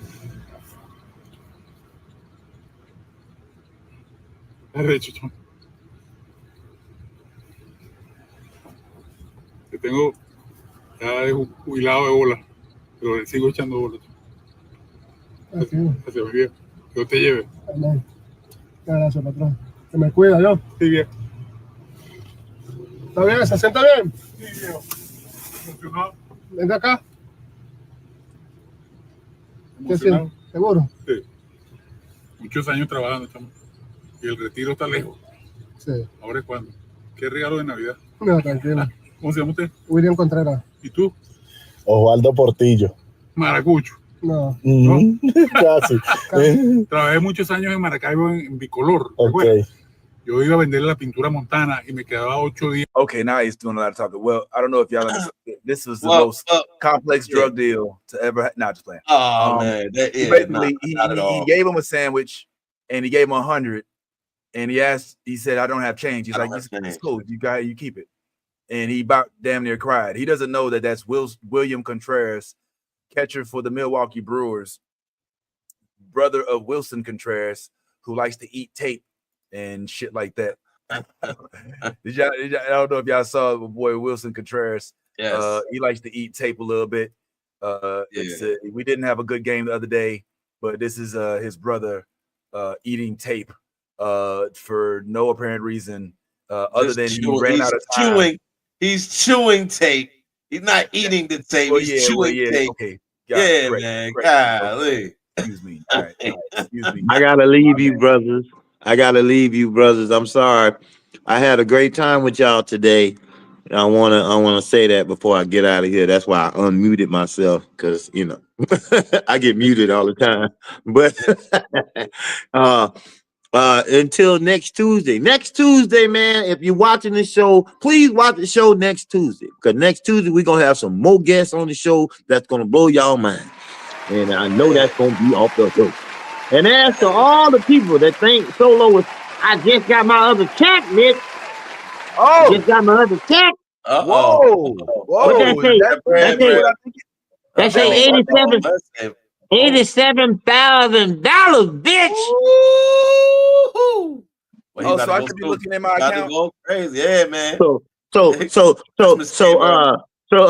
will be hearing from me for this. Yeah. Well, give me my goddamn money, you ugly motherfucker. How long? Yeah, I got you. I told you I was waiting. They knocked on the door. That's why I've been sitting by the steps. I was waiting for the FedEx. They came while you was on the show. Yeah, while I was on the show. Oh, wow. But God is good. That's what I'm talking about. Well, I was expecting to drop around, noon? It's about 11:30. Yeah. As soon as it go through the bank. All right, cool. But yo, I gotta leave y'all. I had a great time. Look, we got great guests coming next week. So y'all just stay tuned. We got guests coming in every Tuesday. And you're going to have more people to talk about sports, more people to talk about comedy, more people to talk about life. Well, I will see you next week. I'm Mr. Stephen A. Stupid Smith, and I'll see you next week. Holla back at your boy. All right. Solo. He's quite the character, so we look forward to seeing him again. I guess we do it next week again. And thanks for everybody who pulled up, man. We just trying this out. As you see, I'm trying to get it developed, and you know what I'm saying? I'm putting new backgrounds and I'm trying new things. We're gonna see how it happens. Hey, bro, let's not skip past that moment for that. That was a heartwarming, heartfelt moment with Williams Contreras, man. Because I know that everybody doesn't speak Spanish, but you could just see what was going on, and that's that. Like just those little moments like that, where you get an individual who's showing such great appreciation. And you know what I'm saying? It's not often that you get those moments and get to spotlight those moments where players are just showing how human and how good the goodwill that still lives within us is not spotlighted enough. So I want to just give a special shout out to Williams Contreras just for being a good guy, man. Sometimes that's all it takes, man. And he made that man's day. And you know what I'm saying? That $100 probably made his whole week, man. So, you know what I'm saying? Shout out to him for just being a good dude, man. I love it. I love seeing more of that. I love it. Uh-oh. What happened? Uh-oh. What happened? We lost everybody. Everybody just left. All right. Well, with that being said, it looks like we lost Vince. Lost the stream. We were about to get out. That it was dope. It was dope. Thanks, Mike. I want to say thanks to everybody in the comment section. Appreciate all your comments. Love the interaction. Oh, okay. I thought we had lost you. Love the interactions. I had to go. Yo, I had to use the bathroom. That's why. Oh, I was trying to end the show because I was like, man, I had to pee for the last. You see me drinking? I didn't have to. I had to. It was number 2. It was number 1. I was cool, but I thought about it. I was like, nah, man, I don't even want to end the show right now. Like, fuck it, we still here. So, I mean, all we gonna do is end the show and keep talking. So we may as well just keep it going for a little bit, unless you got to go. I did want to holler at you about some more baseball stuff. If you got like 10 more minutes, because we was talking about this shit beforehand. Now, what you were saying was a competitive team is a team that's record because you're looking at the AL competitive division. The competitive division is a division where the records are closer knit, where it's like they all are mid-level range, or like either everybody's winning or everybody's losing or everybody's decent, but nobody's pulled away and there's nobody incredibly weak. Well, competitive league is where from top to bottom that the teams are not separated by usually more than 2, no more than 2 games. Sometimes it could be 3, but most of the time a competitive league, everybody is either at 500 or slightly below 500, or they're just all within a game or 2 of each other. That's a very competitive league. Yeah. Okay. And right now, you think that the Yankees are in a more competitive division than the Dodgers because the Yankees have like they're 6-4, and their division has mostly 6-4 people. I think the worst team in their division, I believe, is what the Orioles. It's the Baltimore Orioles. The Marlins aren't in their division. The Rays are in their division. My bad. Yeah. But it's the right now at the bottom of that division is the Baltimore Orioles, and I think they're at 4 and 7, 4 and 7. No, they're 4 and 5 or 4 and 5. I think 4 and 5. I think they're 4 and 5. Okay. And then the Rays are also 4 and 5, I believe. And then I think let me just look just so I can be absolutely because we know how our comment section be getting, man. They be on us like, oh no, he's so wrong. It's like I'm sorry.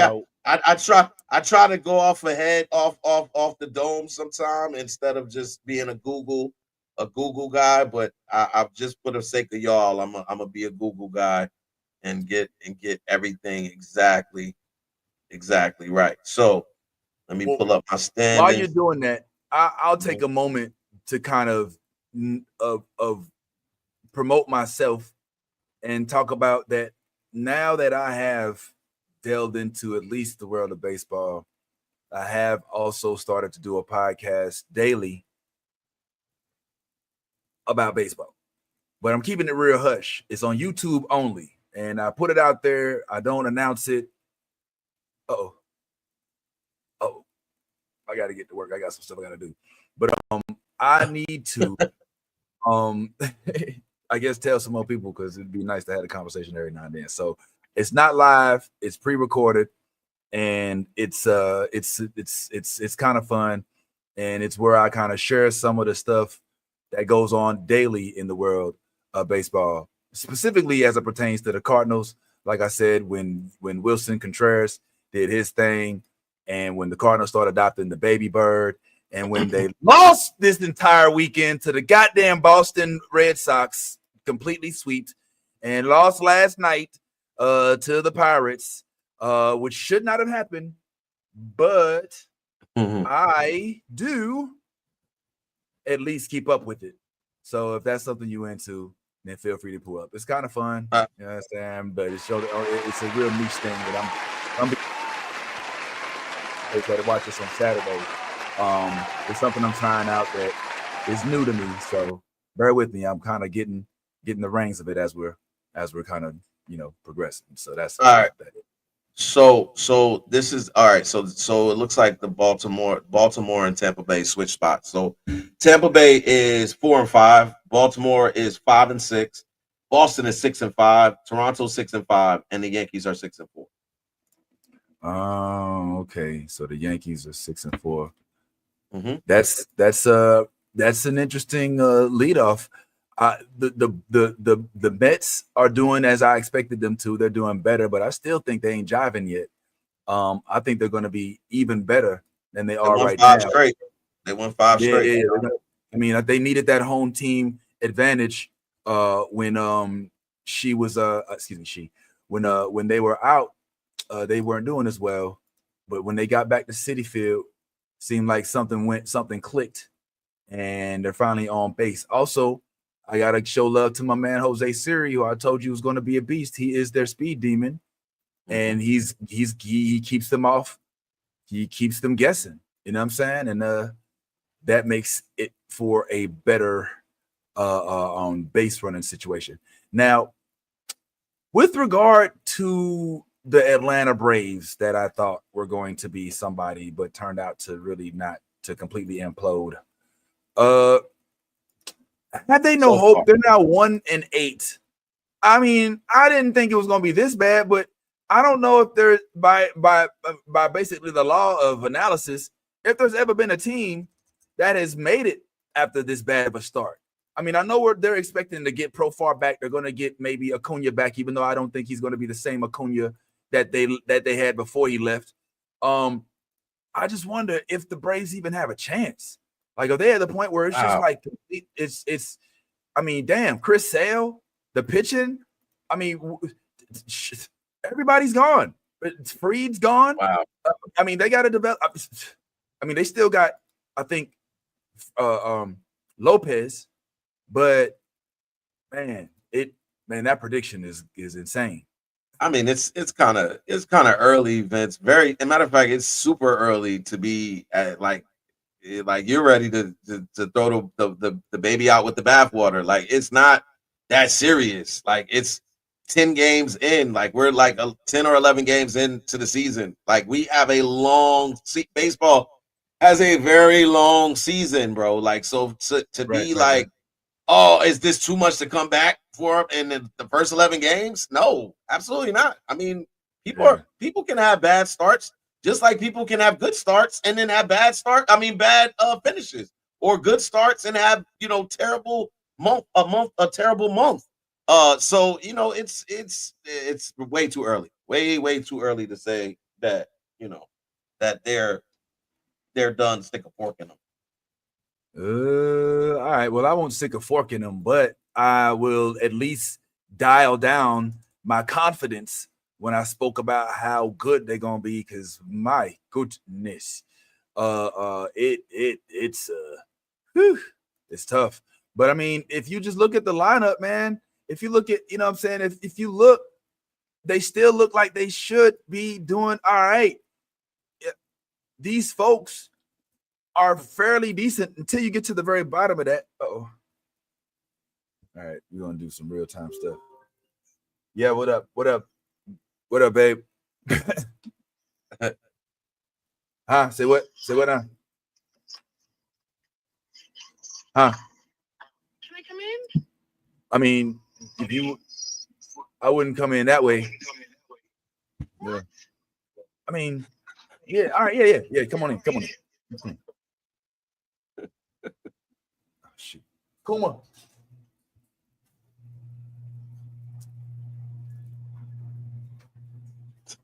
Hey, everybody. Welcome to the real life. That's it. Yeah. I see what you're saying, Ellie. Yeah. Oh, wow. So you agree with that, Mike? I mean, I explained that to you. Yeah, that's but, how that. But in my opinion, like, it doesn't make sense. Like, I feel like if you're the Rockies, right, and you're in a league with the Padres, the Giants, and the Dodgers, if you have to play them over and over, then you should be able to run through a Minnesota Twins. You know what I'm saying? You should be able to run through the Seattle Mariners.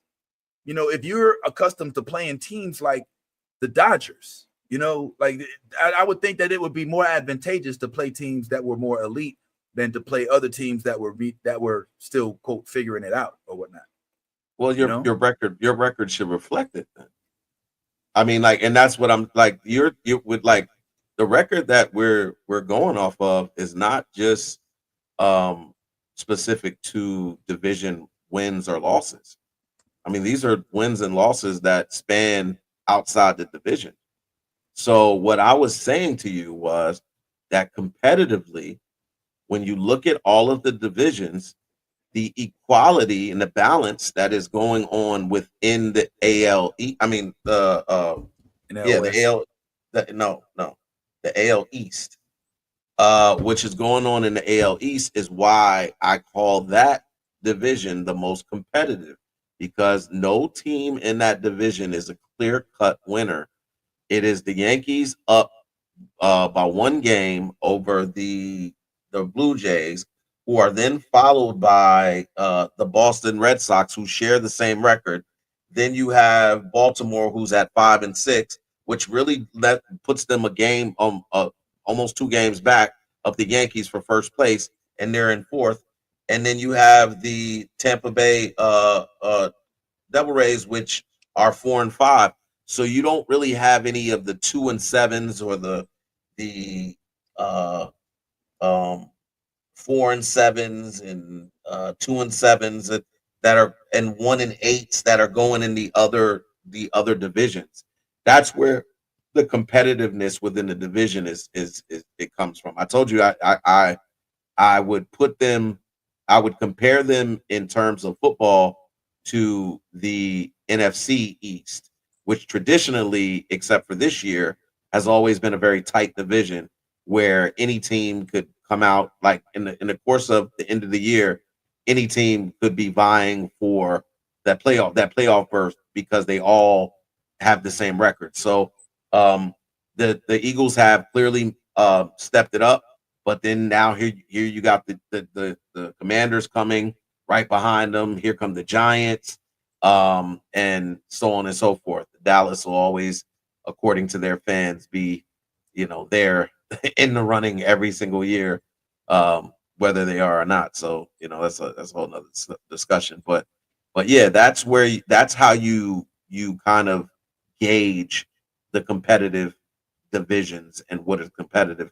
It's clear that they're three of the best teams in baseball as it pertains to record are in the NL West. You know what I'm saying, with the Giants and the Dodgers and the Padres. But those other 2 teams that are also in those divisions are not pulling their weight. Speaking of the teams in the divisions, one of those teams you were talking about is not the one that you picked, but you did speak on the San Francisco Giants, and that they would look a little better this year. And I think there's something we kind of agreed on, is not as much as with Angels. I still don't think the Angels are going to be a threat. I think that they have put their foot down and showed that they ain't the Angels of last year now that Trout is back out. But which is why they should watch it. Why you should change your tone when it comes to them. Mike Trout, when he is healthy, is still one of the best hitters in baseball, and it is not going to change overnight. So, and he's still out there showing you that he has every bit of, he still can be the same guy that he's always been. When I made that pick as far as the Angels being a team to watch out for this year, I also said it was contingent on those guys staying healthy. We still don't have all of the guys healthy, and the Angels are right now, showing that they could potentially be a contender. So if at some point the guys that aren't healthy get healthy, that only adds to whatever momentum they're building as the season goes along. I mean, I don't know how everybody's healthy right now. I mean, who's not healthy? Who's still missing? I thought was out, injured. Hold on. Yeah, I from what I understand, they should be gelling right now. I mean, they are gelling. They are, and they're doing all right. What they're what, at like 500, just over 500, right? Which is better, a better start. Obviously, I'm not too happy because 2 of those wins, of course, were in Busch Stadium, which I'm not really too thrilled about. But it's entertaining to watch Mike Trout, Jose Siriano, and all these dudes doing their thing. But yeah, as for whether or not they're contenders, I think that they're still a little bit short in the rotation.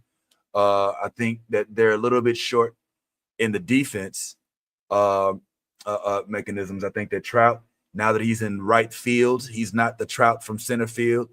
I think we're still getting his hit, still getting his exit velo, but it's really going to heavily depend on the people around him. And when they were at their finest, they had a young man named Shohei Ohtani playing on their team as well.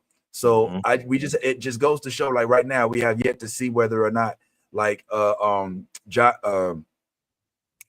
Joe Adele, Tim Anderson, if these additions are going to be real significant. Tim Anderson is proven his worth at shortstop. I'll say that, and proven his worth with being fast off the bases. But is it going to be enough to contend in this really tough West on both sides league? I don't know. We'll have to see. But yeah, that's about it, man. Not a Cowboy. No, you're right. No, you're right. They are healthy, and it's showing up. It's showing up in the standings. I mean, like I said, they're playing some really good baseball right now, and as long as that team can stay healthy, I not only would like to see, but I feel like we're going to see them in the playoffs. Whoa, in the playoffs? Yes. Yeah. Playoffs? Yes, playoffs. Yeah. I still well, if they do get to the playoffs, a lot of it's going to be because of this young man right here, the unforeseen superstar Kyron Paris that's been hitting balls out the park, was just called up last year, if I'm not mistaken. This dude is proven to be a hidden asset that they didn't know that they even needed. And if he can continue on the streak that he's on right now, then I might buy into your playoff run. Agreed with the staying healthy. You know, team is not completely young. He's the youngest. But I would give you that if this can stay the case or the course or whatever. All right. Yeah. I think that's about it, man. I ain't got nothing else, man. I just want to holler at you about them couple little things. I don't know who put this little thing in. I don't know who. It wasn't you. It must not have been you. What's that? It must not have been you. Now, I think Black Ron put this. I don't know what this is about. Oh my God. Yeah. Woman. Yeah, I think he wanted to talk about that, but he ain't pull up. Shout out to Black Ron, man. I don't know where you at, bro, but it's it's all good. Yeah.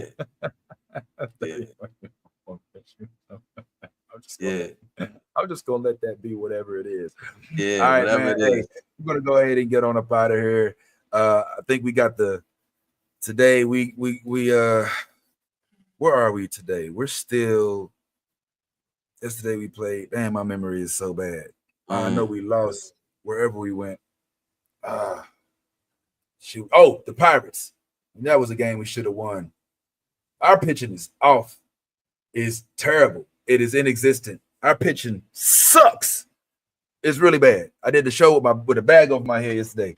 If you want to see my show from yesterday, the whole time I was like this.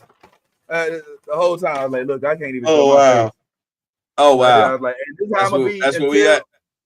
Until we win again. While we oh man. Oh no. Not, you know what I'm saying? I did it like this for the whole time. So if you want to see me do the whole broadcast like this, go check out The Real Vince Taylor, where you'll find my other or this podcast and others or whatever. So I'm gonna go ahead and start skating about this piece. It was nice to see everybody who pulled up on us, man. Yeah, man. Appreciate everybody to pull up as well. And yeah, man, go ahead and let's keep having fun. Let's do it.